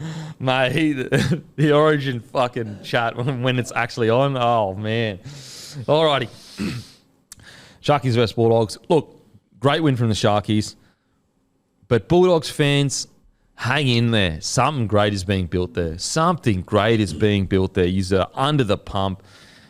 So many injuries. I'm telling you right now, they are so close to turning a corner. And when I say so close, I mean another year or two, I can really see this being a finals footy side. And it may sound silly because it's like, oh, mate, we just got lost. Like, we're sitting second last.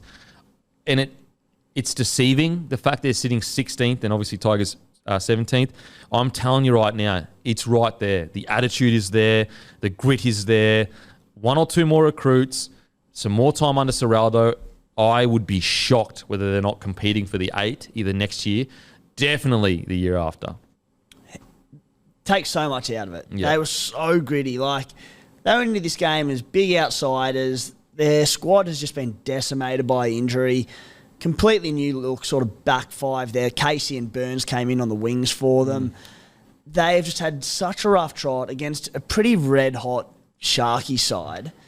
And, I think they're pretty comfortable with the result, the Sharkies, but the Dogs were right in this game. And as you said, Kempy, they're building something big time. I don't think...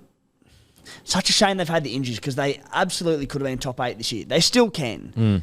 If they get blokes back and have a better run with injuries, they can still push for the top 8. Yeah. But if nothing else, and this year plays out the way it is, and they keep losing blokes to injury and all sorts of different things go against them, it's building. Well, look, 33-20 with a full-strength Bulldog side would be an okay score. Yeah. We're talking about Sharkies here, who people think are a premiership threat. We're talking about a rebuilding Bulldogs with a new coach. It's 33-20 with a decimated Bulldog side, an absolutely decimated Bulldog side. I can't speak highly enough. I just love their grit, and they're building character, they're building identity, they're building culture. Their backline is like Braden Burns, Alamotti, who I'm really liking. Alamotti's, he seems to be getting more confident each game. Declan Casey, Hayes Perham, Kyle Flanagan at 6.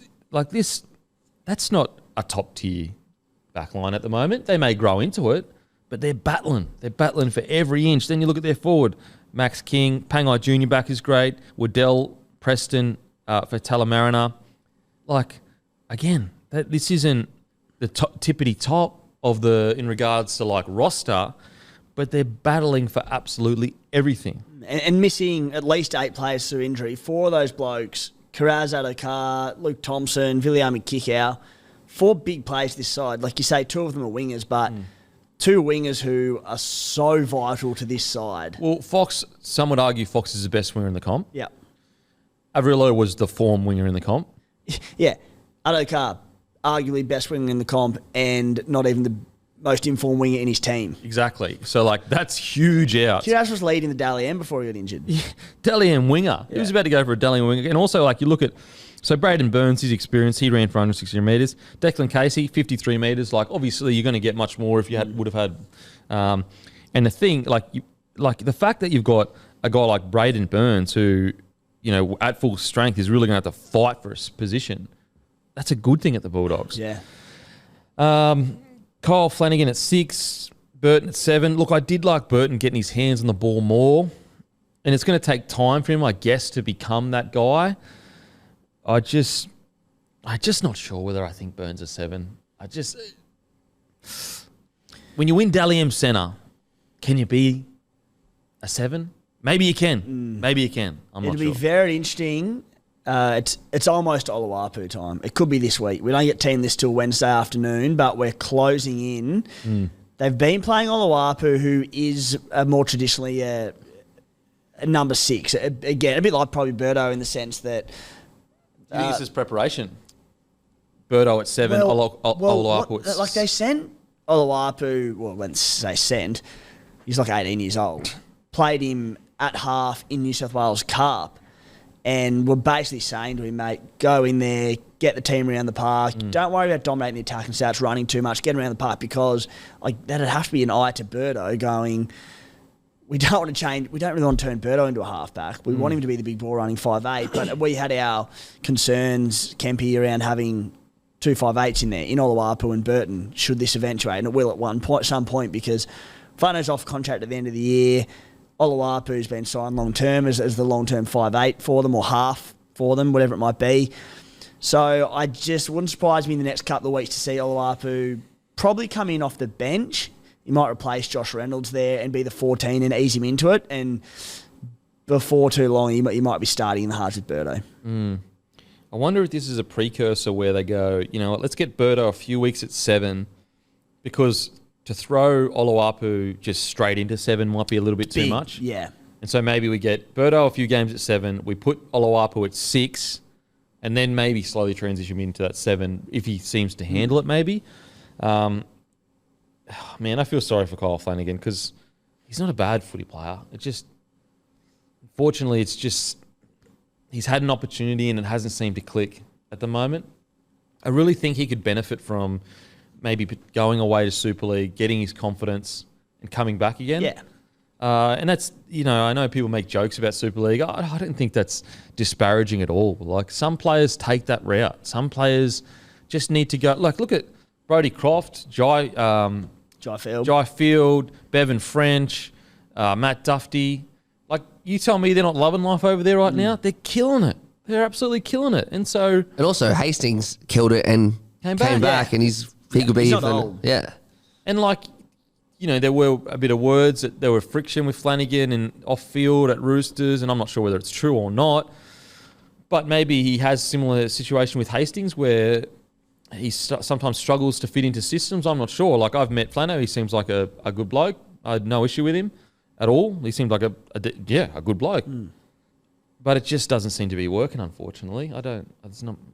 And this is coming from a guy that really wanted it to work for Flano. And you feel sorry for him, because they have had all the injuries this year. It's been so disrupted that all the games have been disrupted. So that hasn't helped Flano either. I just think that, like, moving him to 6 is like, Ciraldo would know he's not a 6. Like, he's an out-and-out 7. Absolutely. He's an out-and-out 7. He's definitely not a 6. So I want the best for Flano. I do think he was unfairly maligned in the media for quite a bit, especially when the Bulldogs were struggling. Like, it was always his fault, and he'd be in reserve grade, and there'd still be articles about him, and so yeah, I'm not sure. And you're right, it's a bit unfair on him, because he hasn't had a full strength side to like kind of deal with. Even Birdo has had some quiet games this year, and yet we don't speak that much about that. Right. But it will be interesting to see how they go forward. But it does. I personally think them moving him to 6, it does look like it's getting close to Oluwapu coming in. I'm so excited. For Oluwapu. I feel sorry for Flano. Of course. Yeah. But I mean, it's part of rugby league. You know, everyone's been dropped Players before. get dropped all the time. Reid Marnie, there's a few. He's playing good footy, but there's a few old habits creeping into his game, I think, where he's trying too hard sometimes. That shooting off the line one that you've touched on a couple of times, where he flies off line so aggressive and will miss tackles, create a bit of a gap there. And so I think he just... I understand why he's doing it. He's in a team that needs someone to lift the energy, and he's a leader in that side. He's the marquee signing. You got, so many players out, and he's trying to lead from the front. But I just think that just pull it back just a tiny bit. He's not playing bad by any stretch. I don't think he's playing bad. But just that over competitiveness, which is it's like a double-edged sword. It's why he is where he is. Yeah. But I just think he might need to just rein her in just a little. Big time. I love the development of his kicking game. He's coming on really, particularly his long kicking game. Yep. But I thought Waddell got through a bunch of work. Waddell was really good for him That's what I do like about the Doggies is they've got these kind of like Waddell King players that are like starting to develop into some, it was like a Marky Nichols kind of situation. Yeah. And that's the beauty of injuries. The silver lining to injuries, you're getting minutes in these fringe first graders that, squad players that they might not be starting, they might not even be on the bench, but because of all these injuries, they come in and it'll stand them in good stead, not only the back end of this year, but going into next year as you build that squad depth. The more time they spend in the NRL, the better. Yeah. Anyone else stand out for you for the doggies? Nah, all good, mate. Sharkies. Britton Nicotta is a motherfucker. He is. Watching him play is just so old school, and like the aggressiveness he plays with, the lines he hits. So good to watch. Nicho Hines show once again. Really, really good. Will Kennedy in the first half especially. Jeez, he was good. Jeez, so silky. Reminds me of kind of like that peachy vibe of like, it always looks really calm, always looks like he's got time, but... Never seems flustered. Never seems flustered. And just that extra little bit of class that sometimes doesn't get appreciated as much as it should get appreciated. All the time with Will Kennedy. Like we spoke about him earlier in the season, saying he probably doesn't get the raps he deserves. So we're not just saying it now because he scored a hat-trick. We've been saying it all year. And last year, I think he's such an elite fullback. Like he's obviously not top tier with Tedesco and Latrell and that, but I think what we mentioned earlier, we were talking about the second tier of being, Dylan Edwards pushing into the top tier and Gutho probably in that second tier. Will Kennedy's not bloody far off him. He's so good. Yeah. And you got to think, like, if Sharkies do make a push towards the finals, towards the grand finals, Nicho Hines continues to grow. He's the kind of fullback that, if he's got good service from his halves, can deliver try assists, line break assists. It's just super, super silky. Like in a poor team, would he struggle a little bit? Maybe, because I think he's the kind of guy that needs good service to have. He needs to be around other really classy players to deliver his class. You know what I mean? Because it's not like he's going to get, he's not going to take bloody 35 runs like Dylan Edwards and or Teddy or whatever. But when you need that touch of class, that last play, he's up there with the best. He really good. Is. And you mentioned before the Nicho Hines show. Yeah, mate, I thought this was the Matt Moylan show. Oh, okay. He was awesome. I thought I don't even say had the dominant hand in attack because we're just so used to everything's Nicho, but I think Moisa was the major role in a lot of the tries scored for them. He was awesome. Mate, yeah, he just... It's weird. Like when he's not playing with Nicho, I do think he struggles. As soon as that connection happens with Nicho, he goes back to playing his good footy. But like, for example, Nicho Hines, I know Manny Moylan has good stats too, but Nicho Hines, 2 tries, 2 tackle breaks, 3 line break assists and an offload. Just like... That's just the average day out for Nicho Hines at the moment. Mate, unbelievable. We'll talk about the Ronaldo and Mulatalo. Oh my God. I love Ronnie so much. Whoa. Like watching him play is just like is so enjoyable. But damn, this is the second time where like he must just lose concentration for that split second. I felt sorry for him, bro, because you knew he'd just sit there. I mean, and we'll get to another winger where, oh my God, it wasn't even the biggest butchered wingers try of the weekend. Holy shit, man. Yeah. Holy.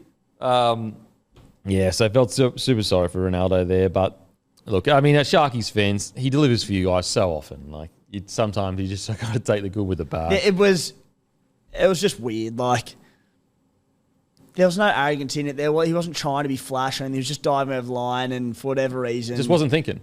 Yeah, like there was nothing more to it. He wasn't carrying on or anything. Nah. Literally running towards the corner, and he just stopped thinking. Yeah. It's been interesting to see. So Cam McInnes has been playing a lot of 13, starting at 13, which is interesting because now I know Dale Finucane usually starts there, but obviously he is still suspended. Or he's back. I think he's got another week out this week. And then he's back. I wonder whether they're going to keep Cam McInnes starting at 13 because I actually haven't minded him there. I like him as a starter. And just play Finucane up front. Yeah, potentially. Even though Braden Hamlin-Ueli has had some cracking games. But you can go Hamanueli and Finucane. And Finucane, and then bring Kofusi off I the like bench. it. Bit of a smaller lock. Yeah. I don't mind it, man. I was always surprised that they didn't bring McInnes as a 13 more often. But I reckon there might be a world where, imagine a starting side with Hamlin, Ueli, Finucane, Nakora, Wilton, McInnes. That's a tough forward pack. It's a fucking great forward pack. And Kafusi has punch off the bench. Royce Hunt, punch off the bench. So, yeah. Great win, Sharkies. Great win, Sharkies.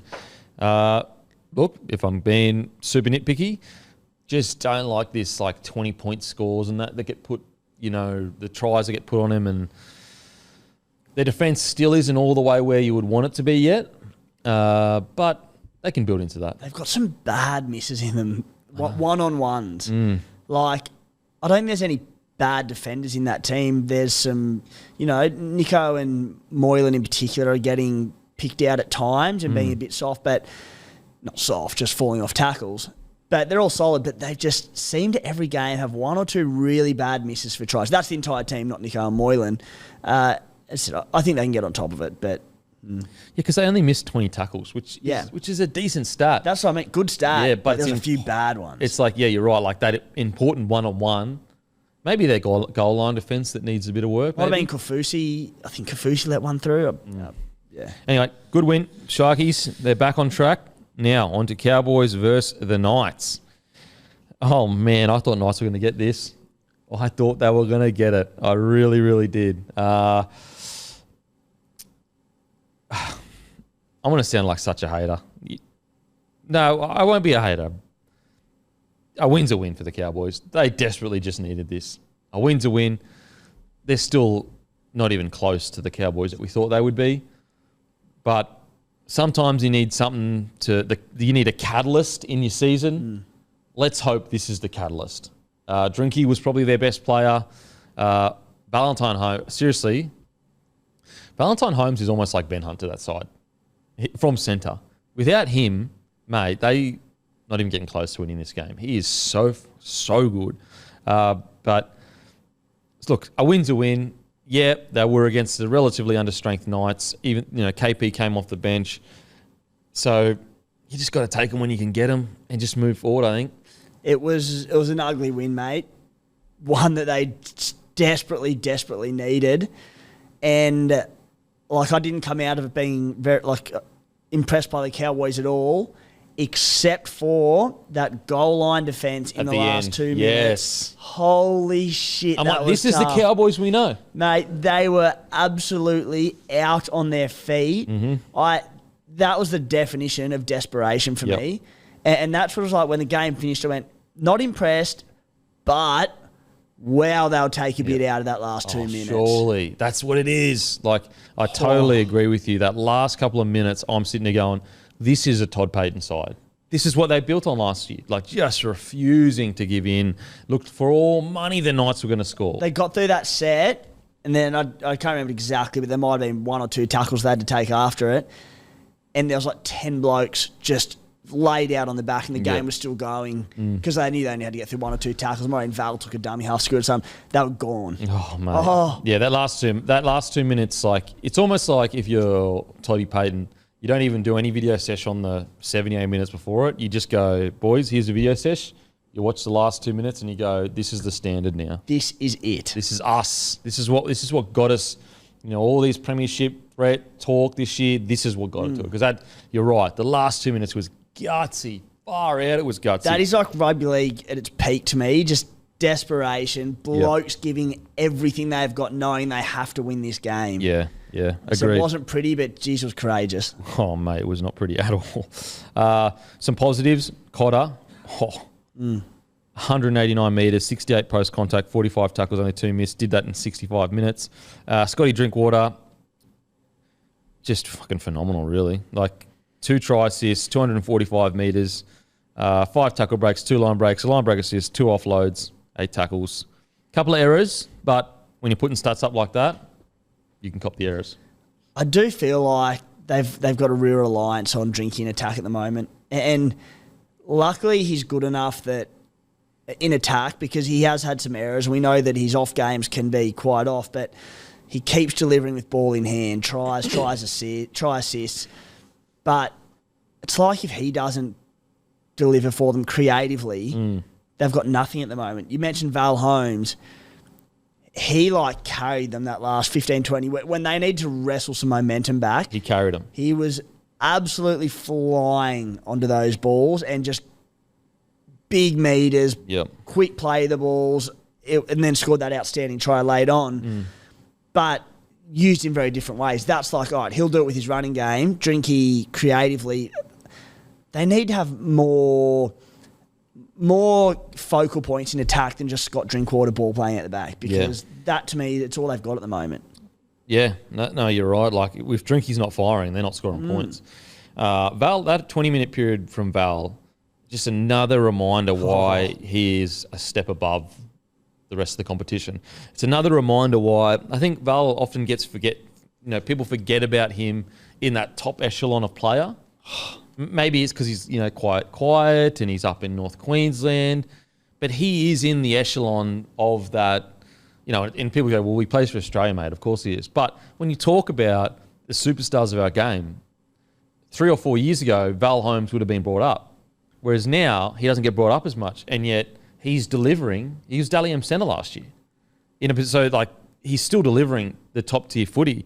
And if you ever want to watch what different levels are, go watch that 20 minutes, because I am more than comfortable in saying if Val Holmes isn't on that footy field, Knights win that game. Definitely. 100%. Isn't he just a gift? He's a coach's gift, Val Holmes. Yeah. Gives everything he's got every time. Nearly never makes an error. Gun goal kicker, gun defender, versatile. He's big game player, big moments. Big game player. Man, he's so good. Yeah, so fucking good. Love watching him play. He's so smooth as well when he runs across the putt. It looks effortless when he gets to top speed. Reece Robson got through a bunch of work and obviously got a try. So as I said, was it convincing? Yeah, definitely not. But sometimes you just got to take the two. You got to look at the positives. The positive was when your backs were against the wall, you stood up for each other and you got the job done. You can build on that. What would have been, sometimes it almost can teach you more than, let's say you rock up and Knights play like absolute bastards and you win 16-8. And it goes, oh yeah, we had a pretty convincing win. And it kind of yeah, we're good. We're all good. We're good to go. Whereas this kind of win, you can be like, boys, there's still so much more in it. But look what we did when our backs were against the wall. Let's keep doing that each week. Bit of pressure off them now. I know they need to record back-to-back victories. They can't rest on a 2-point gritty win, but just that win, it's a lot of pressure off. Now, onto the Knights. Oh, man. Knights are fast becoming one of my favourite teams to watch. They have no right to be in the games that they're in. They have no right to be going up to North Queensland with their squad as decimated as without Brayley, obviously Kalen coming off the bench, and yet they're gritty. We haven't when was the last time you associated grit with the Knights side? Quite a while. Years and years. Probably since Wayne, really, and he had an older, more experienced team. I love their grit, and also it's not just 1 week where we've seen it. Now it's been 4 weeks in a row. It's just been pure grit from them. The sample size is getting bigger, isn't it? No, there's grit instilled in them. Yeah. It's not 1 or 2 weeks here or there. Yeah, absolutely. If they weren't against, put it this way, I reckon if Cowboys were sitting 8th on the ladder, I reckon they score in that last 2 sets. But they were up against the Cowboys that were literally season on the line kind of shit. Because if they lose that, the season's over for them. They're not making the 8, in my opinion anyway. And so I'm loving what I'm seeing at the Knights, and you can build on this. And I thought Kalen, when he came back on, he looked electric. He eased into the game, the first 20 or whatever. But as the game grew and he got more confident, I thought he looked sharp as anything. Yeah, set up a really nice try, was pretty close to scoring a match winner. He, as I said, eased into that first 20, but the confidence built, and it didn't take long to be back, did it? And it just shows you, once he is fully back into the swing of things, this night side with the grit plus Kalen Ponga's electrifying ability, you go, you know what? they may just be that side that dogs it around the 8th position. Yeah. Because they're in the position to do it. They're currently sitting 11th. They're on 7 win points. Storm are currently on 8 points, and they're in the 8 as a differential. So they've got Storm, Roosters, Titans all on 8 points. And also, the Knights have played 8 games, which means they haven't had their bye yet. No, they've got it in 2 weeks. Got it in 2 weeks. So who they play next week? So let's say they get a win next week and they have a bye. That's 4 points. Like right there, all of a sudden you go, They got Para this week. Look, you know what? With the grit they're showing, I'm not counting them out. If they can somehow, some way beat the Eels and then get a bye of 4 points over the next few weeks, geez, they set their season up for a real, just a fight, a dog fight for that 10 to 8 position, which is, as I said, if Knights were sitting 11th with a full strength side, I think most people would go, oh, that's pretty good from Adam O'Brien. They're doing it with a decimated side. Yeah. I think it's really Adam Elliott due back this week. Adam Elliott as well.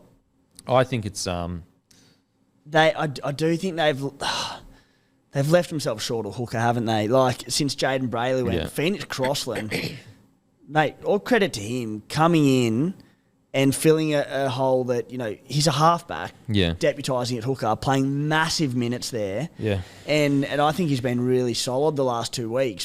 But at the end of the day, he's not a hooker. And so he might make wrong decisions in the big moments. Yeah. He's not a hooker. Like they let go of Randall last year. And Randall was outstanding. Well, at the first half, he was outstanding for the Titans. So just they. Makes no sense to Randall let go a bit. I could be wrong, but they've gone into the year with only one recognised hooker. Yeah. And they're just, Bizarre. I think that could hurt them long term. I mean, it's hurt them short term, hurt them on the weekend. And Yeah. so that is in no way a knock on Phoenix Crossland, but they need a specialist number 9. Another shout out. Dane Gagai, hasn't he been good? Another bloke just flying under the radar. He did a really good job on Val up until that. Even that wasn't bad, like Val's try, but that was just. And that Val. wasn't even his man, was it? Val's try? Might not have been, mate. Yeah. But anyway, can't remember let's say it was. Yeah. This is Gagai's stats: 24 runs, 237 meters, 80 post contact, 13 tackle breaks, a line break, 13. 2 offloads, 10 tackles, only 1 miss. That's a knock and a half if I ever seen one. I think Bradman Best as well is slowly growing into the player that we hoped he could be. I will say, Lockie Miller has had such a good start to the season, and I spoke about this a few weeks ago, but he definitely has parts of his game that he needs to round out. His kicking, his converting is not the best, which is, I think, isn't Kalen normally the first choice kicker? Yeah. And then there's someone else as well, and he's actually third choice. There's Hastings as well. So, can't knock him for that. But there are other parts of his game where he just needs to when you compare, what makes Teddy great, it's like there are a lot of a lot of fullbacks that can get through 30 runs a game. Put it this way, what was the difference between Dylan Edwards and Tedesco when Dylan Edwards was coming through? Edwards would get through just as much work, but he'd make 3 or 4 errors. Yeah.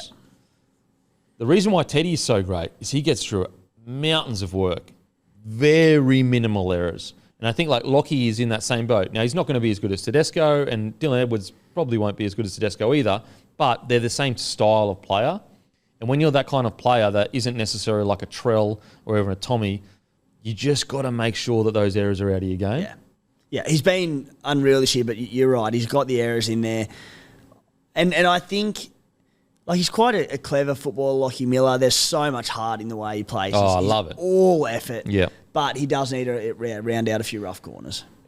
And he's also, he's new to rugby league. That's what I mean. It's fine. It's coming from a perspective of this is the natural development of his game. Yeah. In a year time or 2 years time, he's going to be a force to be reckoned with because he already impacts games now. Imagine when he starts getting a real read on the game and a real feel for everything. I like the early Edwards comparison. Yeah, exactly. So Very similar. Lockie Miller's been great. There's just a few parts of his game he need to route. Dom Young, also great, but still has quite a few errors The in whole him. back three. Yeah. Marju, Young, Miller, all electric in attack, with just some errors they need to round out a little bit. And if they do, look out. Yeah. That's why they're so fun to watch as well, because of that back three. I thought Jacob Saifidi off the bench was really good. Really, really good. He come off the bench, 37 minutes. He had 9 hit-ups, 11 runs, 127 metres. It's a great knock. I reckon it's a great knock off the bench. Anyone else that stood out for you? All good, mate. Matty, anyone stood out for you? Oh, Tyson Brazil. Once again, I thought he was outstanding.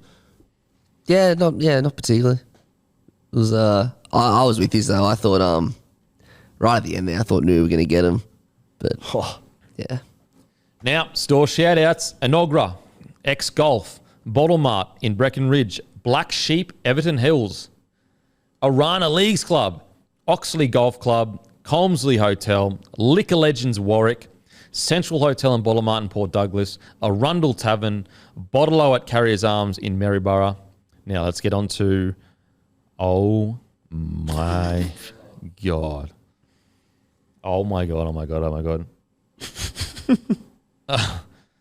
Titans fans, I know you get pissy at us because all we talk about is the Titans defense. I know you don't like it because that's what we say every single week. I get it. It would be frustrating. But like, case in point. Justified. Like, this is the problem. This is the problem. There was one play for me for the Titans that really typified like the team, and I don't know whether it must be a directive. I just don't know. I don't know. They're under the pump. And what do I always say on this podcast, guys? If you're under pressure, your attack needs to be defense. You need to attack the game with your defense. Don't try and attack your way out of being under pressure. Everyone knows that. What do Penrith do all the time? Take back to the grand final against Rabbits. Matty, every time the Rabbitohs had the ball coming out of their end, it felt like what?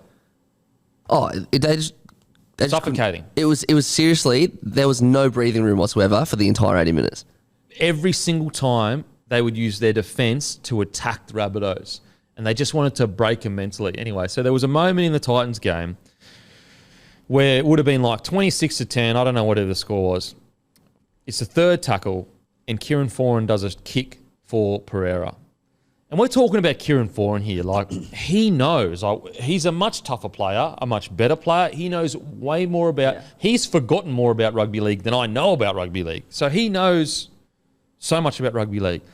But when I see a player like Foz, and I love Foz. This is not an attack on his character. This is just... We're just talking about the play. I love Kieran Foran as a bloke. When I see him doing that, I'm like, what's the message going on internally? You're under the pump and you're going for third, off your line, third tackle, kicks across to Pereira to relieve pressure. It's like, surely the talk should be, boys, we're under the pump, we complete our sets, yep, okay, they might be winning field position, we kick early and then we attack without offence. And with the Titans, I just don't think they do that. Like, I don't see Titans sides attacking with their defence. And I'll double down on that, Kempy. AJ Brimson makes a line break with, was it like 5 or 10 minutes to go or something, up by something like 4 points, and then tries to throw that lofted ball in open space on zero tackle to Carlton Pereira, gets intercepted, back on the attack, 40 metres out from the line. Like, I mean, we all saw what he was trying to do, but don't throw the pass. Oh, and it's a mindset. Yeah. It's like that this desperation. It's what we talk about the Broncos all the time, to score off every play. And you know, no one loves Brimo more than me. I mean, I honestly think, you know, outside of that play, I thought Brimo was unbelievable. He was brilliant yesterday. First game back from injury. Yeah. And I think that Brimo at any other club would be legit superstar. But there's got to be a conversation at the Titans. They've got to all sit down, and they must have had this conversation.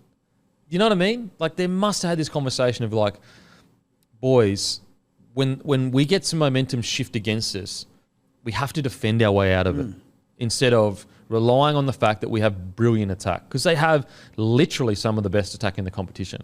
Well, they've got... You say we keep hammering about their defence. That went into this year and we thought they'd recruited well around defensive players to shore it up. They've got the worst defence in the NRL. They've conceded 189 points. That's the worst. The Doggies have conceded 208, but they've had a bye. Sorry, the Titans have had a bye. The Doggies haven't. And so that's what I mean. We're like The Dolphins have there you go. The Dolphins have conceded 192. But yeah, and so it's not a roster thing. It's not a personnel thing. It's not a style thing. It's a mindset thing. That's all it is. It's a mind. And what surprises me is like Tino has as much dog in him as any player in the comp. Like he lives and breathes tough stuff. And so I wonder, like, are they listening to him? Is he, like, I don't know. Because like the reason why I say I don't know is like, guys, surely they're having these chats internally and saying, boys, our defense needs to sort itself out. Like, surely they're discussing with each other. And I just think that they've got to, next time, be more patient, complete their sets, get some field position. If they lose the game and they do all those things right, then you go, you know what? We lost the game from a better side. But when you're making, as we've just said, two of these like huge self-inflicted errors, you go, damn, like, oh man, it's tough. It's tough. And because they're so electric in attack, it's so frustrating because you go, if they can get their defence in order, and I know it's a very blanket statement, very easy, a lot easier said than done. They can be a top 8 side because their attack is electric. Oh mate, like that first half, they were absolutely incredible. The inside ball to Brimo, Randall making a break down the edge there, like, and so when you look at it individually, like you go, well, individually, like they didn't play that poorly, but as a team, they just they missed less tackles than the Dolphins. And so it's just like, you look at that and you go, oh, it's just in the crucial moments, these crucial decisions where their mindset is not in the right mindset. Because like if Foz completes that set, they get down to the edge, and then Brimo doesn't throw that ball, and I'm sure there's other areas that we could talk about, and it's not just to focus on them, it's not just their fault. Dolphins probably don't win. They probably hold on. Well, was it 24-0 at half? It was the biggest comeback since 1998. Man. Oh, so 25 years, the biggest comeback in history. Equal. Oh, mate. Look, I try to be positive. I thought Fodawaker is having some of the best games, especially his last few games. I thought he was absolutely outstanding. 222 metres, 71 post contact, 3 tackle breaks, 38 tackles, only 1 miss. I think Dave Fafita continues to push for Origin selection. I thought he was an absolute beast on the weekend. 192 metres from 19 runs, 74 post contacts, 6 tackle breaks, 2 offloads, 37 tackles, 0 misses. You have to pick him, don't you? Yeah, I think that he has forced his way. Yeah. He's gone from at the start of the season, arguably not even being mentioned, to there's no way you can't pick. You have to pick Fafita in Queensland. The Blues are sitting there going, please don't pick Dave Fafita. 100%. He's had such a good season. So, look, I don't know what to say because I know Titans fans get upset when we just talk about the defence. But outside of that, look, Tanner Boyd did some good things. AJ Brimson was like untouchable. AJ Brimson, he's a freak. And we've spoken about it before. I think someone got upset with it. But I think, yeah, they got upset because I said, imagine Brimo went to a powerhouse club like Brisbane. Yeah.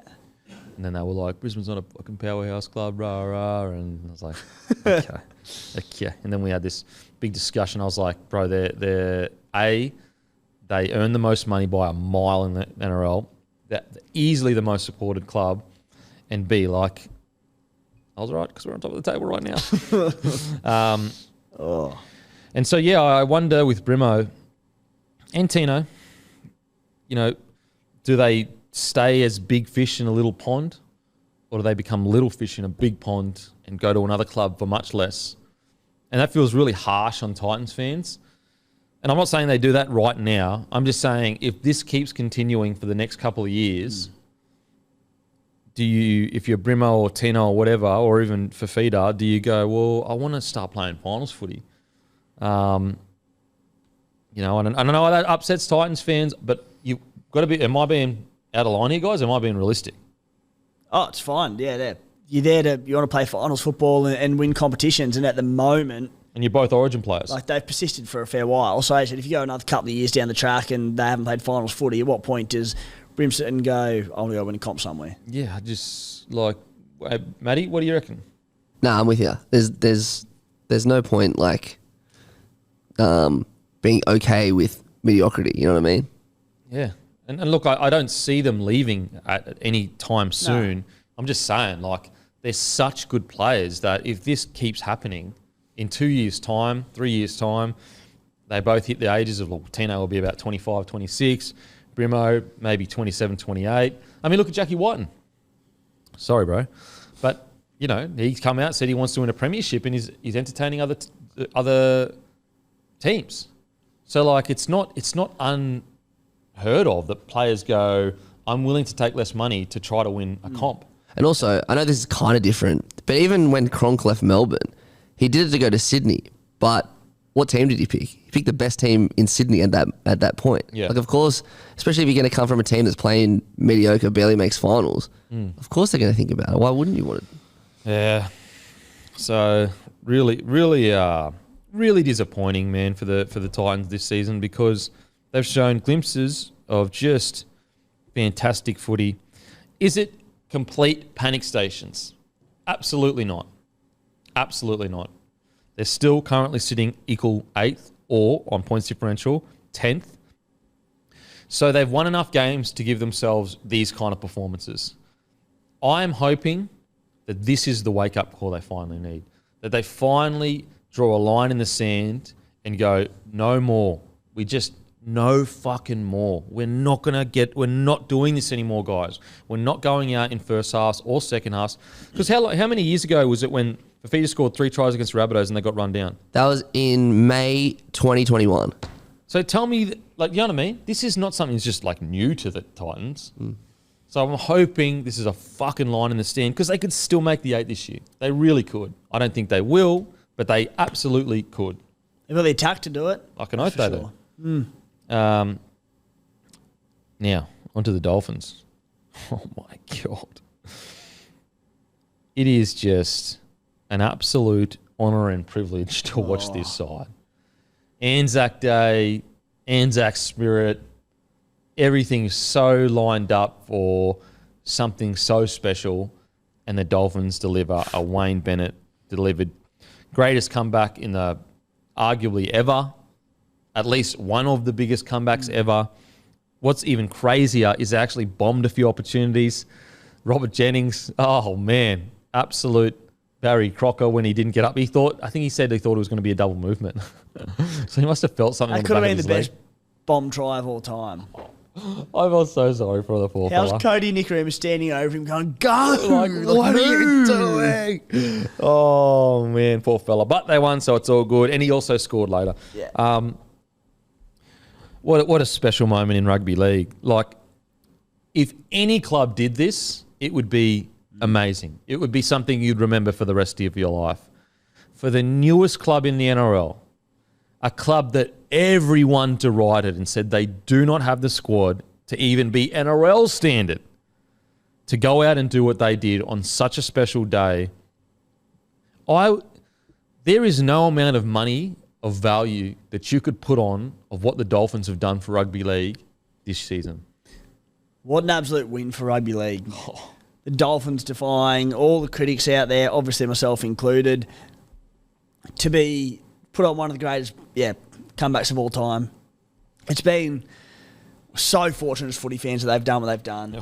And that just capped it off on the weekend, that you sort of think, obviously it was a lopsided result last week against the Bunnies. It wasn't as bad as it looked, as the scoreline reflected, but you thought, pump there, down, was it 26-0 after 26 minutes or 28 minutes, and you're going, the wheel's starting to fall off, and then that happens. It's amazing, This amazing. Is incredible. Oh, what a moment to watch at Suncorp Stadium, beautiful ground. What's funny, so on Friday, I obviously tipped the Titans, and I was like, look, I'm not backing 13 plus for the Titans, but they are a side that have 13 plus in them. So if you want some value, 13 plus for the two. Because were the Dolphins favourites? Dolphins were favourites, yeah. The Dolphins, I was like, there's a bit of value there. And so it literally like poetic justice or bittersweet justice. The Titans proved my point. Like they can be a 13 plus side, but then the Dolphins come back in and get the win at the end there. So yeah, it's just, again, it just proves to you that we have the talent in rugby league. There's plenty of talent, but it's how they are coached. It's the standards that are instilled in clubs. I mean, we're talking about a 19-year-old Seven and a Cody Nikorima who, you know, many thought, will he even get much game time at the Dolphins? Tommy Gilbert's gone to another level. Jeremy Marshall-King. But our big boy, we've got to speak about him. Jared Wallace was absolutely phenomenal off the bench. And also, just quietly, Kurt Donahue didn't even get on the field. So Wayne didn't even use his last interchange, as in with that player. But yeah, a try assist, 20 runs, 181 metres, 54 post-contact, 2 tackle breaks, a line break assist, 5 offloads, 16 tackles. Talk about Jared Wallace couldn't get a sniff at the Titans. Like, they wanted to get rid of him. He couldn't get a start. Talk about revenge. Oh, my goodness. It was like their front rowers who, like, the big lumbering blockhead front rowers who are there for the tough carry and the quick play of the ball and nothing else, who, if they get a try or a try assist during the season, they're like, cool, you know, off the nudie run or off the try assist nudie run, whatever it might be.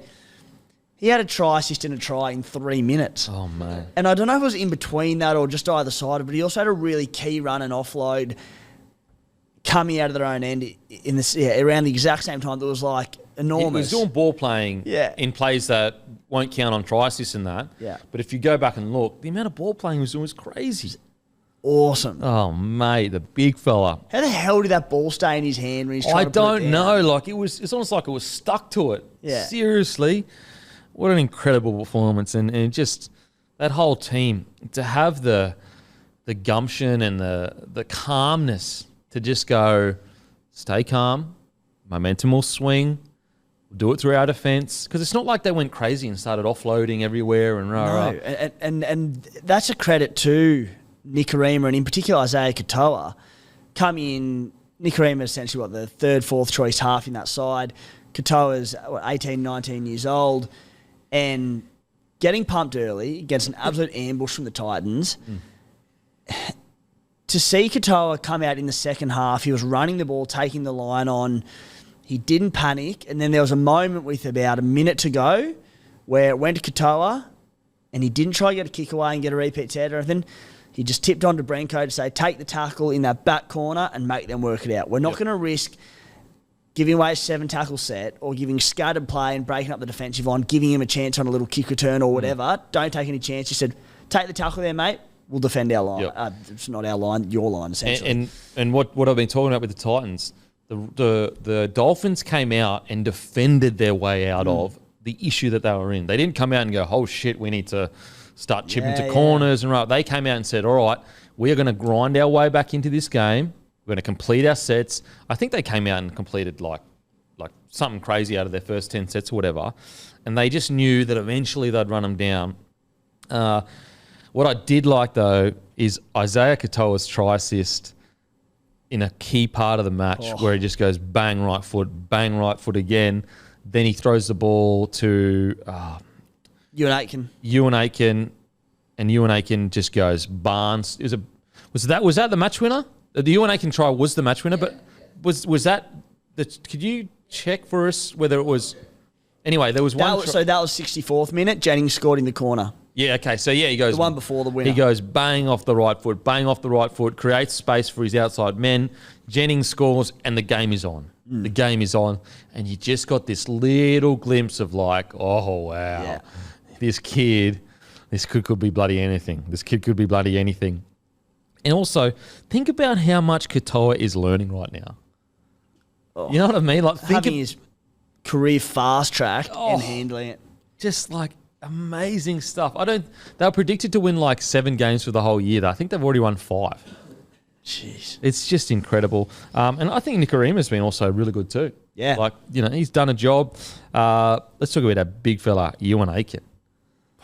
That last try where he just goes, I'm hitting the hardest line in the history of mankind. Like, you try and stop me. And because they had Campbell on the bench and they tried to bring him on, they had a winger defending in at centre. Ewan Aiken just goes, dushka, try. He's been superb this year. Absolutely superb. Absolutely. Try, assist, 214 metres, 64 post contact, 3 tackle breaks, line break assist, 2 offloads, 8 tackles, 0 errors.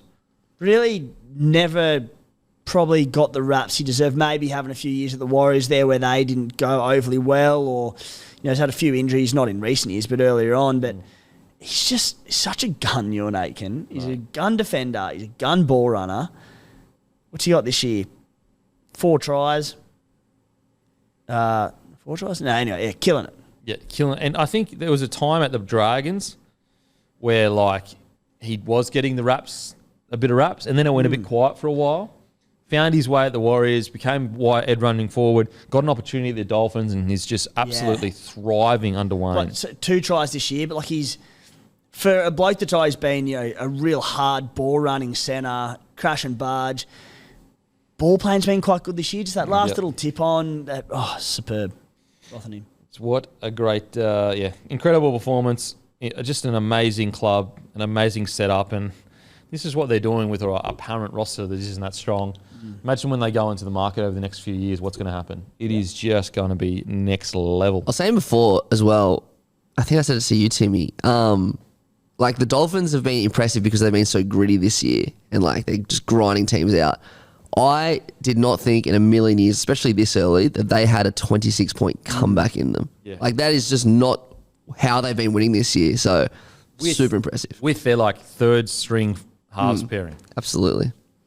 Just amazing. So, massive congratulations to the Dolphins. And as I said, the amount of young people in that area that are going to be getting into rugby league now because they're watching the Dolphins do what they do.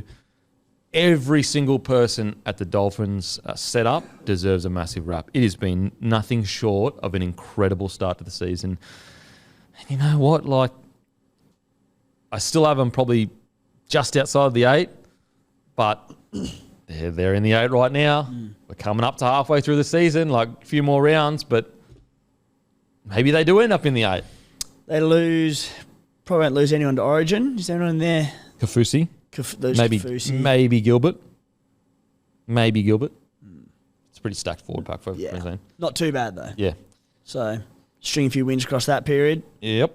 Now on to Manly defeating the Tigers 22-16. Don't forget, Bloke jerseys, $99, dropping tonight. Sizes all the way up to 7XL. Limited amount and a limited edition. We are never doing this design ever again.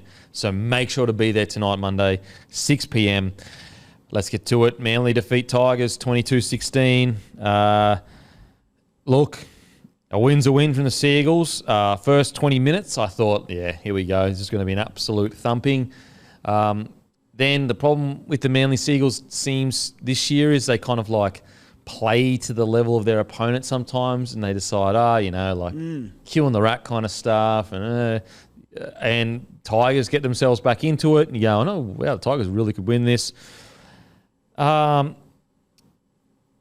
Look, a win's a win, but honestly, disappointing from both sides. Yeah, it wasn't a very flattering game of footy to watch. Just interesting looking at the table now and how we were saying earlier in the season that the top 4 were all sides from the bottom 8 last year, and how 5 of the top 8 or whatever it was from last year were like bottom half of the bottom 8 sort of thing. Broncos, Manly, Panthers, Rabbitohs, Sharks. It all just starts to weasel its way back up, doesn't it? Yeah. Manly's second. I know. But look at this. They're like 4 wins, 2 losses, a draw, and they've had a bye. Penrith in third, 4 wins and 3 losses and a bye. It just goes back to what you were saying before, Campy, about how even this competition is. It's great to see. The game on the weekend, the more and more that I see Manly, I think they're such a dry weather team, and it suits their style of play. They're very expansive. they love using the ball coming out of their own end and trying to get, when fit, Tommy Turbo, but even like Jason Saab, the speed, so a bit of space. Give them an inch, they'll take a mile and can go the field. Yep. And they love that counter-attacking footy. But in the wet, they can't really do it. And as soon as that rain sort of was around that Tigers game yesterday, they just didn't look themselves. Yeah. So you're right, mate. It wasn't a flattering game for them, but they got the points. They move on. Yeah. Yeah, sometimes you get the win the way you can. They come off a huge victory the week before. That was gutsy. And, Tigers won momentum back, but then Manly swung it back in their way. So a win's a win. Sometimes you just got to take them and move forward.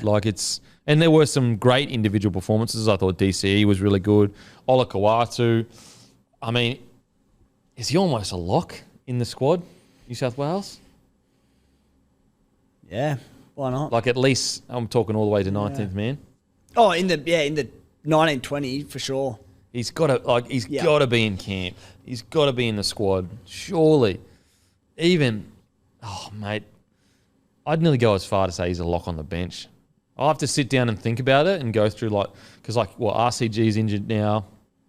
Liam Martin hamstring, touch or go. Angus Crichton may or may not return this week. Now that all of those players, could return and be good, but you're right. There's lots of question marks. Like Martin's there if he's fit and good to go, but he's aggravated the hamstring. Angus Crichton, we'll find out tomorrow how he returns and how he's looking. Because if he comes back and he hits his straps, you think it'd be a lot to be in the Blues a month or so later. But if he's anywhere near his best, he's there. Angus Crichton's always delivered for the Blues. So Ola, look, there's an opportunity there, and his form's franking it. So, mate, we had 3 players on him, and he flicked passes back in for them to go on and score. Yeah, just so impressive. And I just think, off the bench through the middle, you just brought him in and said, mate, just go skits. I need 10 runs in 20 minutes from you. I reckon he could do a job. Yeah, and he's a bit like Fafita. I think very similar to Fafita, where you go, what do Queensland not want? And it's like, well, probably Ola being there. And said, if they're worried about maybe a defensive lapse here or there, or maybe some effort areas, I don't know. As an 80-minute man, play him 30 minutes off the bench, or give him, maybe it is 1 20-minute stint in the middle on the edge, wherever you need him, and just go, mate, go out there and go ham for us. It's like, if you put him in the middle, and look, I'd have to sit down and go through the rotation, guys. This is just off the top of the dome. But outside of drop balls, very hard to make errors through the middle. If maybe slipping off tackles, but through the guts. Surely not. You're coming off the bench, blokes around you will be gassed, you should be fresh, fatigue shouldn't be a massive issue, even in Origin if it's a short stint. Yeah. Surely in theory, not too much could go wrong. Surely you not. You need to barrel blokes. Because I can understand bringing people on in centre and wing and 6 and 7 and even edge, because those defence reads have to be perfect. Yeah. Perfect. But in the middle, you go, fuck, a guy that already defends on the edge, so he can defend on the edge, he can make his one on tackles, you think, surely he's not going to make... I don't know. I don't see how he could, outside of drop balls, I just don't know how he could make that many errors. But, I'd have to, as I said, because right now, New South Wales, Jakey Dravojevic, Paolo as your front row. RCG. Yo, lock, you've got, does Cam Murray play edge or middle? Edge. I thought he did a fucking job. Yeah. I like it. Some people have Cam Murray coming off the bench. I really... Look, if you put Cam Murray on the bench, I think you bring him on through the middle, get quick play of the balls. If he's off the bench, definitely he's coming on through the middle. But I really like Murray on there for 80 minutes. He's so good. He's so fucking good, man. Take a bit of pressure off Yo. But front row, he's a bit light on front row now. So last year... Payne Haas and Bolo. Oh, yeah, Payne Haas. Yeah. So you'd start Payne Haas, Jake Trbojevic, Bolo off the bench. Yeah, I think that's what they did last year from memory. At least for maybe game 2-3. Yeah, and then when Payne was out for game 3, I can't remember why, he was probably injured. New South Wales brought in Jacob Saifidi. So, yeah, I would essentially. Look, I'd go Payne Haas, Jake Trbojevic, Bolo. RCG if fit. RCG maybe if fit. And I'd probably give my other big spot to Ola Kawatu with Nico Hines at 14. Because you could go another big body, Saifidi brothers, but they haven't been that great this year. They've been solid, but not that Well, not as good as Olakau'atu. You can also, you're just thinking out loud, but you could, if you did want to bring him on the edge, you can also shift Cam to a middle if need be in that rotation. So there's options. Really, It depends how fresh Angus Crichton is though and Liam Martin. Exactly right. Yeah, These are things we don't know at this stage. Anyway, back to the Manly win. As I said, DCE played really well, I think. Schuster's been really interesting. You know, we really know how good he is. We know how good he's so talented. I just wonder, like, they said it's a cork, but like I don't know. I've never had a cork that has lasted this long and been this impactful. Is it more? Was a cork so bad that it's damaged muscle? Maybe. Yeah, I think there's more to it. There's got to be cork because he missed at least 3 weeks. I think it might have been 3 weeks, and he came back. He didn't look himself on the weekend. He missed 5 tackles on the weekend, and with one of them being, not the best miss. I'm reluctant to be too critical because of that reason. I'm like, is he underdone? There must be something going on. But there was the missed tackle for who was it that burst through for that try? Toa's try. There's times where I want to see like what we said with Fafita at the start of the year where, don't get me wrong, I know he's gone to 5'8" now. I know it's a very different position to Blaine in the back row, but with Fafita, how we said, we just want to see him roll the sleeves up and take some tough carries and do the dirty stuff sometimes. I'd like to see him, we know he's got the flashy stuff in him, the attacking footy, the attacking side of things, but just get through the tough stuff again. Yeah, I agree. Because, that's when he plays his best footy, was on the edge, first year, just doing the tough stuff. Yeah. So he can do it. We know he can do it. And because he's not taking the line on much, and again, I know he's had an injury-restricted start to the year, so I might be being a little bit harsh on him, but it's just he's going to line, he's passing. There's no, blokes can slide off him. You're not really drawing in defenders too much. As good as he is at squaring them up, if he's passing every time, you need to put him in 2 minds, right? Is he coming at it or is he passing?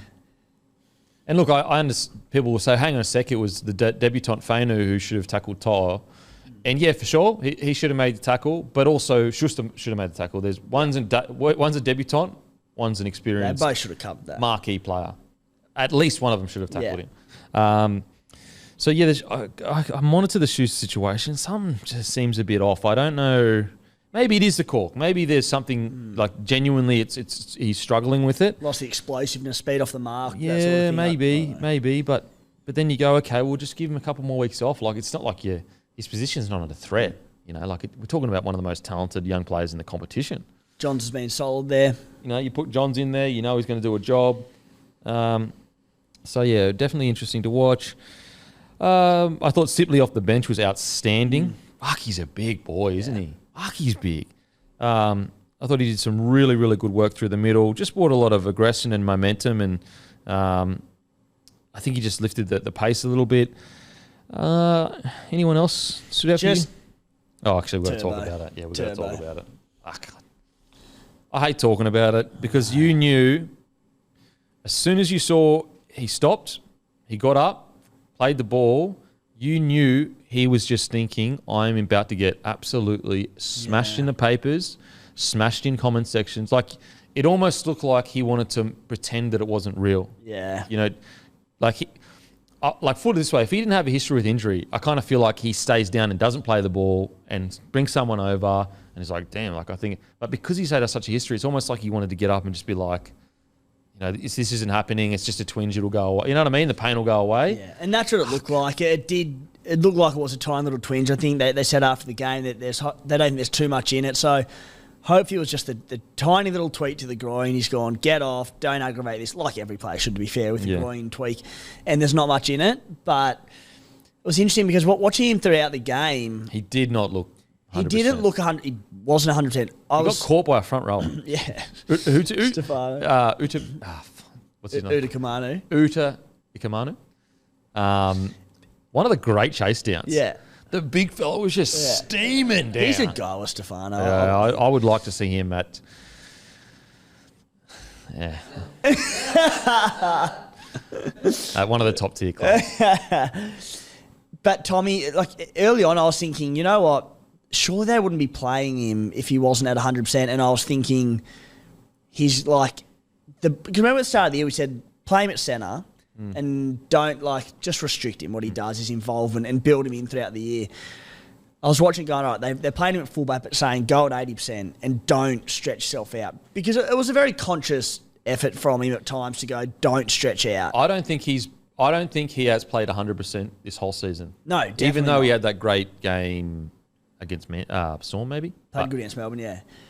And then I was like, all right, is he holding back? And then the tweak happened. I was like, But look, this is pure speculation. I'm not a physio. NRL physio, we always shout him out. He's the best guy to chat to about this kind of stuff. But back spasms 2 weeks ago. yeah, the hip pointer chat. Then you do your groin. They said that the back spasms came as a result of some hip pointer injury that he had, and now the groin tap, and it's just like, I don't know. So it's like, why play him if he's having back spasms? I just feel terrible for Tommy. No. I don't. What more is there to say? Because we could pretend like everything's fine, it's all rosy, small injury, it's not a big deal.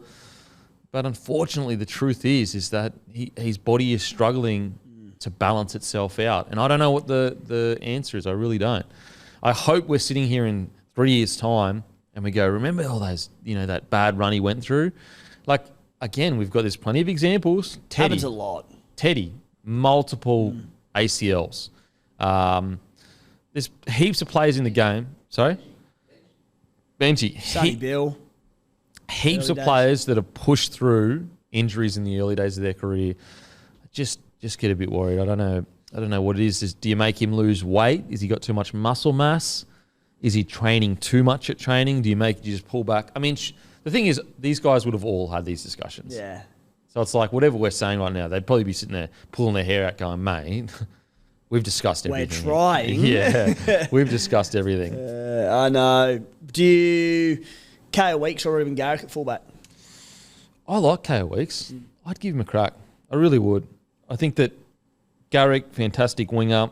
I think KO Weeks, the club's now in a position where hopefully it's twinge, hopefully it's Tommy's back, but do they need to start safeguarding themselves for this happening regularly? And the only way they're going to do that is by bringing KO Weeks in and getting in as much game time as possible. Because KO can't play on the wing. No. And Ruben's not your long-term fullback. Whereas KO is a gun. He could be in a fullback. So I'd be bringing KO back in. Give KO a crack. Yeah. And if, by Origin 1 or whatever, when Tommy's hopefully back playing Origin, if it's not working out, just put Rubes back there because he's so reliable.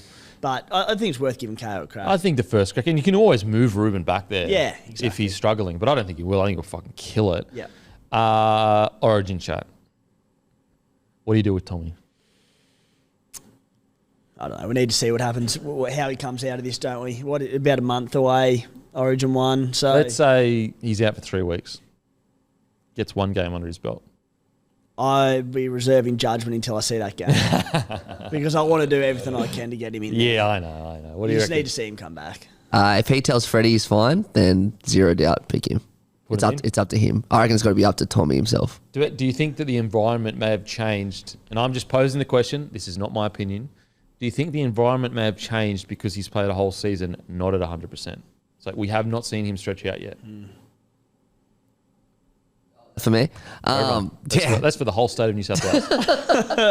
The whole state of New South Wales is currently rattled, Kempy. So yeah, we don't have answers for you because we just want Tommy Turbo to play. But you're right, we haven't seen him play since was it late May last year when he did his shoulder, and he hasn't been right this year, as you said. So he hasn't been right since before last Origin. So there is that, but I'd be throwing him in game one. I think the beauty of it is, as you alluded to there, Matty, a little bit, he's such a good bloke. He's so honest. He's such a team-first mentality that he won't tell Freddie he's good to go if he's not. Come Origin 1, if he's played a game or whatever, he'll be like, look, mate, I'm going at 75%. I'm not ready to go. Yeah. If he is ready to go, he'll say, let's lock and load. Yeah, look, and this is being honest. As a Queenslander, I want him to play. I want the best team you can put on the park because I want us to fucking beat you as the best team. I want your best 17, and I want to beat your best 17. So that's from a Queensland perspective. From a fan of rugby league, I absolutely want him to play. I want to see one of the dynasties of rugby league. I would love, from a league fan, not a Queensland fan, from a league fan, if for you guys to experience what it's like to have a guy like Greg Inglis. You know, to be able to barrack a guy like Greg Inglis and go, he played for our fucking state. Like, go back and watch GI just absolutely decimating the Blues. As a league fan, I would love New South Wales to be, in 10 years' time, telling their kids, go back and watch Tom Trbojevic in Origin. He absolutely tore Queensland apart. Because like I don't think since Joey and that you've really had maybe, you know, one or two players that have had good series, but not like dominant long periods of time. Yeah, besides probably Teddy. Yeah. Besides Teddy, but even then, like, has he really torn us apart in regards to how many series has he won? 3? He's probably won about 3. Back-to-back, He won the 2 back-to-back, so he won the other one. Yeah, so 3. 3. So he's getting there. He's definitely getting there. I wouldn't put him on the same thing as GI though. Like GI really tore apart New South Wales. But yeah, Matt, you're right. Teddy's getting there for sure. Just back on Tommy, one more thing, because he hasn't, you're right, we haven't seen him play a game at 100% for a year. He has done it before. I know the game's changed heaps since 2019, but he did his hammy against the Rabbits in round 4, didn't play for 10 weeks, and then played, I think, 1 or 2 games, and then played Origin in Perth where he scored the hat-trick. So he's done it before, but yeah, as we know, the game has changed a bit. Get him in. Oh, he's in for mine. You're right. Yeah. Look, the good thing is if it's just a twinge of a groin, like if it genuinely is just a twinge, he should be back in Hopefully 2.5, 3 weeks. Like it shouldn't even be an issue. Like he should be literally back. 2 games go by, he should be back by the 3rd game if it's just a little twinge. Yeah. So, yeah, win by Manly. On to the Tigers. Good fight back. But, unfortunately, they had 58% of possession. They completed essentially 10% more than... Well, seven more sets than the Seagulls, and they still lost. 58% possession at home. In weather that wet weather, it's like a grindy game. It's one of those games where anything can happen. I'll talk about positives first. I thought Api Coruscant was outstanding. Yeah. He was absolutely outstanding. You could tell it meant a lot to him. And isn't it just funny how... And look, I understand at the time why the Sea Eagles did it. They had a young guy coming through, Nasi Fainu, really talented. But aren't you just sitting there as a Manly fan going, fuck, how could we have let Api go? How could have we let Api go? Because that's like, it wasn't like Api got this mad deal. I'm pretty sure they said like, Nasi's a future, need to move you on. Remember how he basically agreed, or I don't know whether he agreed, announced with the Bulldogs. And then in the last minute, it gets announced Penrith do it. It changed the landscape of rugby league. The course of forever. history. Forever. Because you got 2 back-to-back, the most dominant rugby league period we've ever seen. That does not happen without Api Coruscant. Yeah. Doesn't happen. Yeah. Does not happen. So I thought Api was outstanding. There were moments there where I really liked what the Tigers were doing. They ran for 500 metres more. Mate, That's a lot. the game was there to be won. Let's just put it that way. And the sad thing is the forwards did everything they could to make it happen. They generally do. Even defensively, all the chinks are on the edges defensively. They only missed 26 tackles. Manly missed 36 tackles. Manly had 17 errors compared to their 12. They had 10 more. Tigers had 10 more tackle breaks. Their average play ball speed was 3 compared to the Seagulls 4. Look, I hate to be harsh, but I'm Luke Brooks' biggest fan in regards to I think he needs to find another club. But unfortunately, that's just not good enough. You've been given a platform like that, and you can't ice that game and you're getting paid the big bucks. It's not good enough. And look, was Wakeham great? No, he wasn't. But Brandon Wakeham is on a minimum contract. Yeah. Being brought in and out of the side every second week. He can't build any combinations. I don't want to be too harsh on Brooksy because I know he would just be getting pizzled left, right, and centre. It would be so hard for him in regards to dealing with all social media, all the papers or whatever. But rugby league, part of rugby league is we talk about it and we critique it. And if you have that platform and you can't execute, it is just not good enough, unfortunately.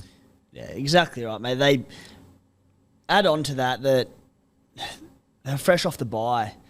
So what we're seeing, have seen time and time again for years now is the Tigers' inability to close out games, and they're the moments when Luke Brooks needs to step up and get them home the final 20. They led the game, and there was not they should have been fresh. The teams I think they were the second team this season to lose off the back of the bye. Everything shaped for them to win this game, and they still couldn't get home. And it's easy to say. The last 2 weeks, they've shown a bit more fight. They've been closer in games against decent opposition. Absolutely. Eels before the bye, Manly this week. But they're still not wins. They need to put a win on the board. I feel like, and this is pure assumption, guys, pure assumption. But I just think that, there must be, Farah and Benji must just not be being given any leeway to direct this team. Because I just can't see how Farah and Benji, Robbie Farah and Benji Marshall, couldn't help direct this team to ice that game. It doesn't make any sense to me. I hate at the team selection table, the chopping and changing every week to key positions. I thought Charlie Staines at fullback against Parramatta was great. I like Charlie Staines as a footballer, and I think he earned the right off the back of Para where they nearly upset them as massive outsiders. How do you pick Charlie Staines at one and then flip him back to the wing based on that performance? And they brought in young Buller who was okay. He was okay in his promising future, but even to debut him when you're 0-6 or 7, whatever, it's unfair on him. It's unfair on him. It was unfair on Charlie Staines. Any player in this team at the moment outside of, and this isn't a dig at Luke Brooks because it's not his fault, but any player in the team, it's you have no job security. No matter if we win by 40 or lose by 40, it's we'll chop and change you each and every week. You're 100% right, and I think Buller showed moments of NRL player, heaps of talent. I loved his work rate. I loved how involved he got. 24 runs, I love that. 177 meters. He had a few errors here and there. Was he good enough to move Charlie Staines though from their best player last week at fullback? Yeah. What I don't get in the process of selection is what is the procedure? You know what I mean? If they had brought Buller in at the start of the year, or they drop Laurie and bring Buller in then, I'd be I get that, because he is the second fullback in your squad. What I'm not understanding is they went, drop Laurie, which I was shocked by. Dewey goes back there. Dewey goes back to 6, gets injured. Staines goes back. No, Staines goes back, yes. So Staines goes back there. Dewey goes to 6. Staines is their best player, if not second behind Tupou. Gets moved again. Then you decide to debut a young kid that, again, he didn't have a really poor game at all, but he had a couple errors that, didn't help. It's no reflection on Buller. Buller definitely has a really exciting career. I loved his involvement. It's more a reflection of as you said, what do you have to do to keep a spot in that spine? 4 fullbacks in 7 games, the Tigers. And what it does is then these key spine players, they go in there. I've seen it time and time and time again over the years. When blokes don't have any reassurance or backing from the coach that this is your spot for X amount of time, win it, they go out there, they play football, they back their ability. The reason they got to the NRL in the first place. When they don't have that reassurance, it's they play tentatively. They don't, not necessarily the chance there are, but they don't play football. They don't back themselves. And this is where all these cracks start to emerge. They get to the last 20 minutes and the game's on the line and they're shitting themselves because we lose this, I'll probably get dropped. And they don't take the game on at key moments. It's just everything about it is so off. So I don't know, mate. There's a lot wrong. There's a lot wrong. And you know what? This is, say it every week, this is not the roster. This is not the roster's fault. No. It just can't be anymore. What? It's not the players' fault that they're chopping and changing the spine every week. Seriously. You hear it time and time again. Marky Nichols, tell his great story. Fringy first grader. Bounced around a few clubs, was at the Storm. I think he was at the Raiders maybe for a little bit. Was that the Raiders? Started at the Raiders. Started at the Raiders, Yeah. Storm, bounced around a few clubs. You know, and sometimes you get in fringy territory where you're not confident. You're like, oh, yeah, okay, I'm a reserve grader. I'll come in and hopefully I can keep my spot, not keep my spot. When it all turned around for the great Marky Nichols, and the GOAT, Marky Nichols will be the first to admit this. He is not, he's nowhere near as talented as a lot of the forwards in rugby league, but he's tough as nails and he's willing to work his ass off. Wayne Bennett pulls him, and I think it might have been Totola, and said to them before even a ball had been kicked or a fitness session had been done in a preseason, and he said, you two have a guaranteed spot on the bench. Yous are not reserve graders, yous are first graders. He said ever since that conversation, that's where that is where his form came from. And that is such an example of when you continue to chop and change and to drop. Like, for example, is Buller going to be in the side next week? If you're going to bring Buller up and debut him now, keep him there for the rest of the year. Like, you should say to him, you have that spot for the rest of the year. Because my concern is in a few weeks, they lose a couple games or whatever, Staines goes back there, and then Buller goes, oh, shit, maybe I'm not. Yeah. Maybe I'm not as good as Confident shot. Even though he didn't play that bad, then he starts asking himself questions of like, well, maybe my style of play is. It's just, the list goes, like, for example, how would your confidence be right now if you're Dane Laurie? Like, yeah, you'd be going, I went from one of the most rated young Penrith players to essentially player of the year at the Tigers to completely brushed out of a squad and can't even get a crack. How does, his confidence would be completely shattered. And was Dane Laurie really the problem? God, no. What are we talking about here? Like, again, I would understand if you had a gun reserve grade fullback that was like the next big thing coming through, and that's what was putting pressure on the spot. But I never really thought Laurie was having that bad of a dig. Like, okay, yeah, is he a top tier fullback like your Teddy or your Tommies and your Latrells? Like, no, not yet. But he's still young. Give him some time to get confident, and also, it's a new spine. Like, it was always going to take time. I feel sorry for the fans, so that's the negatives out of the way. That's the negatives out of the way. I want to give a rap to this forward pack because they ripped right in all game long. They laid the platform. It was not their fault that this game was lost. No. They missed less tackles. They made more meters. They completed at a higher percent. They had more possession. You know, they were looking for ways to help their team. I thought Uta Ikamanu was fantastic in regards to his effort areas. Like, him chasing down Tommy like that, how does that not...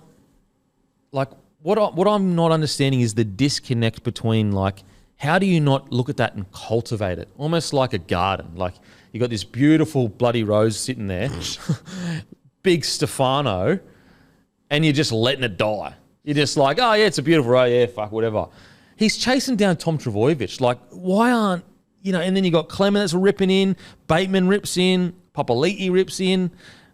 Oh, well, they had 1, 2, 3, 4, 5, 6 forwards run for over 100 metres, and every one of them well over 100 metres. Johnny Bateman was the only one in that pack outside from Appy at 9. So and that's not his game. Yeah, no. Bateman didn't run he ran for 96 even. Yeah, but it's like that's not his game though. Like, his game isn't 200 metres a game. No. He's to break the line apart. That's it. The pack were good. As it, Stefano was great. Mate, could you imagine him at the Penrith Panthers? Dear Lord. Mate, if I'm the Penny Panthers, I am absolutely going to his manager and just like, can you check how long he signed for? Imagine what we'll do to this bloke. We will turn this. He will be playing Origin within 2 years. Almost guaranteed. You could almost guarantee it in the contract. You could say, if we don't get you to Origin, you can leave. Because Spencer Leniu was left. He's so young that he would be willing to take unders. Imagine what it would do for his career. Yeah, he'd kill it. So he's contracted this year, obviously. Contracted 2024, and then 2025 is a mutual option. So he could get out of it by 2025. Mate, if I'm the Panthers, honestly, like, if I'm any club, any of the top tier clubs, so how old is he? 21, 22? We're talking about a guy that's already been in the Origin squad. Like, he could be, like, there's Payne Haas, but he has a similar build to Payne Haas. Like, 22. He's 22. So when he comes off contract, he'll be about 24, 25. If I'm his manager, I'm going, mate, sign a small 2-year deal at the Panthers, the Roosters, the Storm. If the Broncos continue their rise, them. If not, not them. Rabbitohs. Imagine him at the Rabbitohs. Like, Tigers fans are sitting here going, can you stop shopping around our players? I'm sorry, but like the one thing I hate is seeing young brilliance being not appreciated. Not that he's not appreciated by the Tigers, but like I want to see him reach his potential. And unfortunately, I guess you got to ask yourself, is any player in this roster playing the best they can play? Absolutely not. Whose fault's that? Because it's not the roster's fault. Because then you would find one or two that are playing really well. Unfortunately, it goes all the way to the top. It goes all the way to the top. Yeah.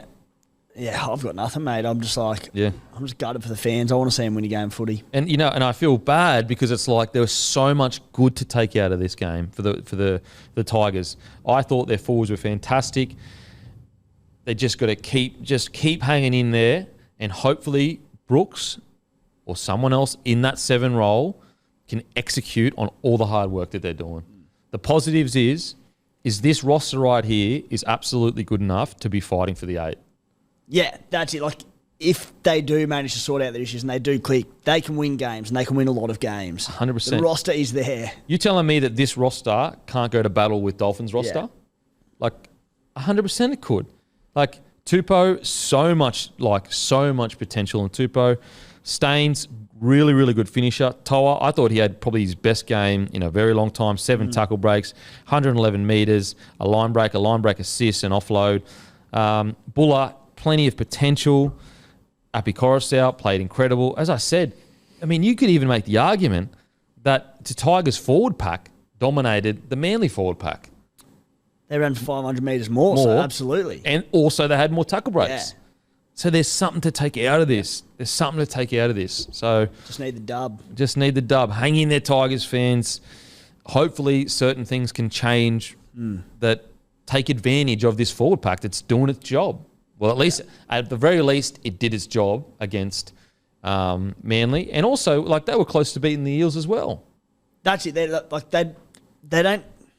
that far off it. They're not that far off. They really aren't. Well, they've got Penrith this week. Shit. Shit. Shit. It's in Penrith as well. Oh, no. Next week. Well, the week after that. Yeah. To get the Dragons. There you go. Yeah. Let's go. I tell you what, if they do beat the Penrith Panthers, it'll be greatest upset all time. Actually, A team that goes 0-7 and then beats the back-to-back premiers, it could be the greatest upset all time. Panthers are $1.10, Tigers are $7. I am willing to load on that $1.10. You know what? I might back Tigers just for some craziness. Yeah. Just because they've got to win one game. It's got to happen. They'll knock them off and I'll be sculling out of a paw or something. So, yeah, as I said, Oh, it's in Bathurst. Bathurst. There you go. Okay, it changes a bit. Changes a bit. $1.20 and $1.20. $6.90. No. All jokes aside, Tigers fans, just hang in there. This forward pack, they did their job. So half the battle is done. Just need to, hopefully, Brandon gets some more confidence and some more time with Luke, and they can execute on some points. Because there's a lot to like about their performance on the weekend. There really, really is. And the reason why we're so frustrated is because there is a lot to like in this side. And unfortunately, their main guy isn't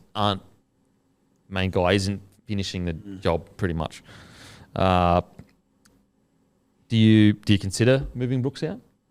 I mean, we've considered it for a long time, but do you consider just going, you know what, like, let's bring in another 7?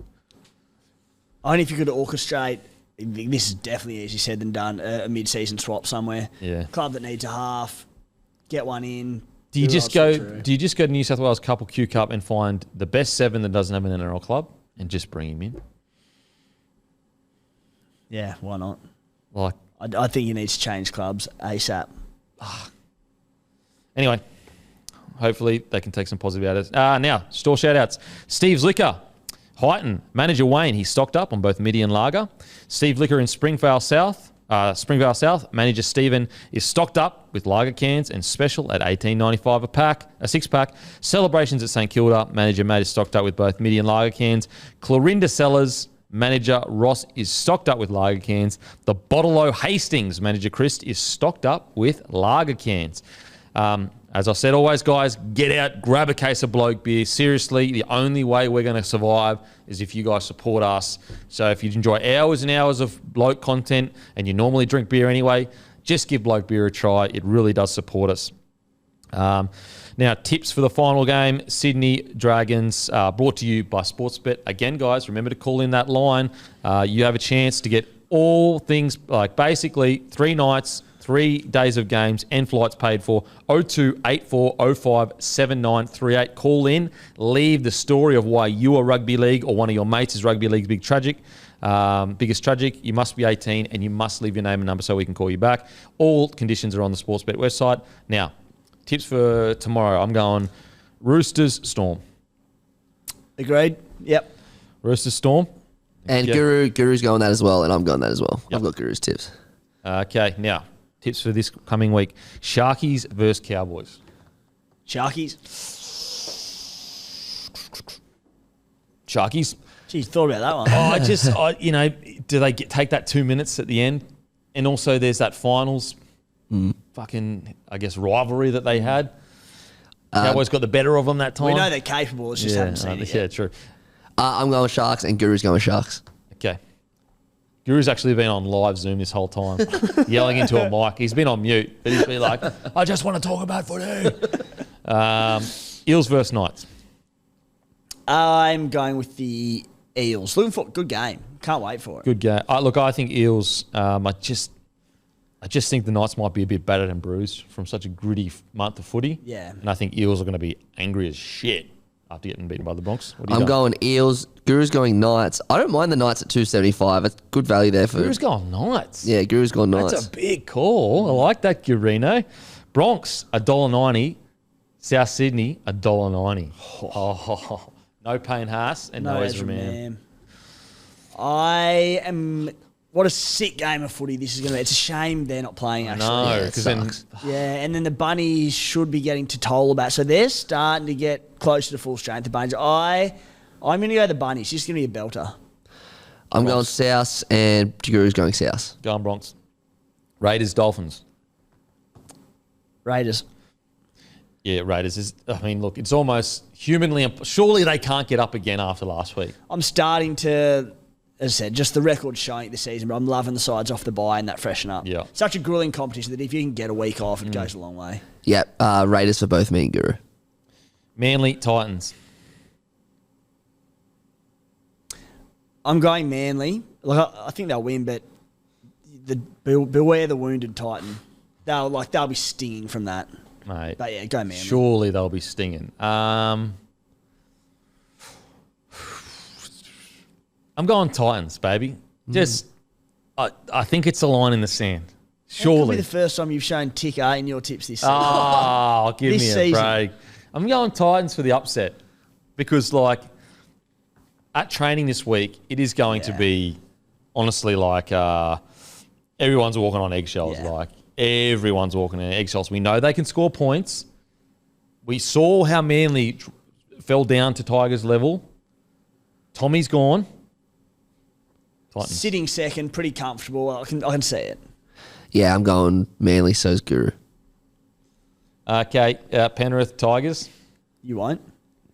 You won't do it. Going Tigers for the upset. Panthers. Panthers, Guru Panthers. New Zealand Warriors versus the Roosters. Oh, another great game. It's obviously a bit hard before the game's being played tomorrow, but I'll go the Roosters. Not but good odds about the Warriors, but 260 at home. Yeah, I'm going Warriors, not making the mistake. I said I was going to back him at home games this year. I'm going to back him again. Guru's going Roosters. I'm going Roosters. St. George versus Bulldogs. $1.80 St. George. Bulldogs, $2. I hate tipping the Dragons, but I am going to do it. I think Doggy's just too many out still. I'm going Dogs. I think they got an extra couple of days turnaround, so I'm going Doggies. That's on Sunday. So Sunday. Yeah, 5-day turnaround for Drags. And potentially Oluwapu could be debuting. I'll go Dragons. Alrighty. That is us. You got anything on this week? Mate, just SC Playbook potty. We'll be pushed back. Weird week this week with the games on the Tuesday. Just throws everything back. Weird. So SC Playbook potty this week will be Wednesday night. Beers and break-evens with Guru Wednesday morning. scplaybook.com.au for all your Supercoach needs. And at SC Playbook 1 on Instagram, Facey. Yeah, trying to get the social followers up. Mate, he's trying to become a content creator, influencer. Social media's not my strong point, but it's getting there. So go and give it a follow. Facey, Okay. Insta, Twitter, TikTok. We got it all. TikTok, holy. I know, TikTok. Guys, 6 o'clock, Monday, that is tonight. Bloke jerseys, $99. By next week, they'll be 120. Do not miss it. And as usual, I'll go and fuck myself. What are you really gambling with? For free and confidential support, visit gamblinghelponline.org.au.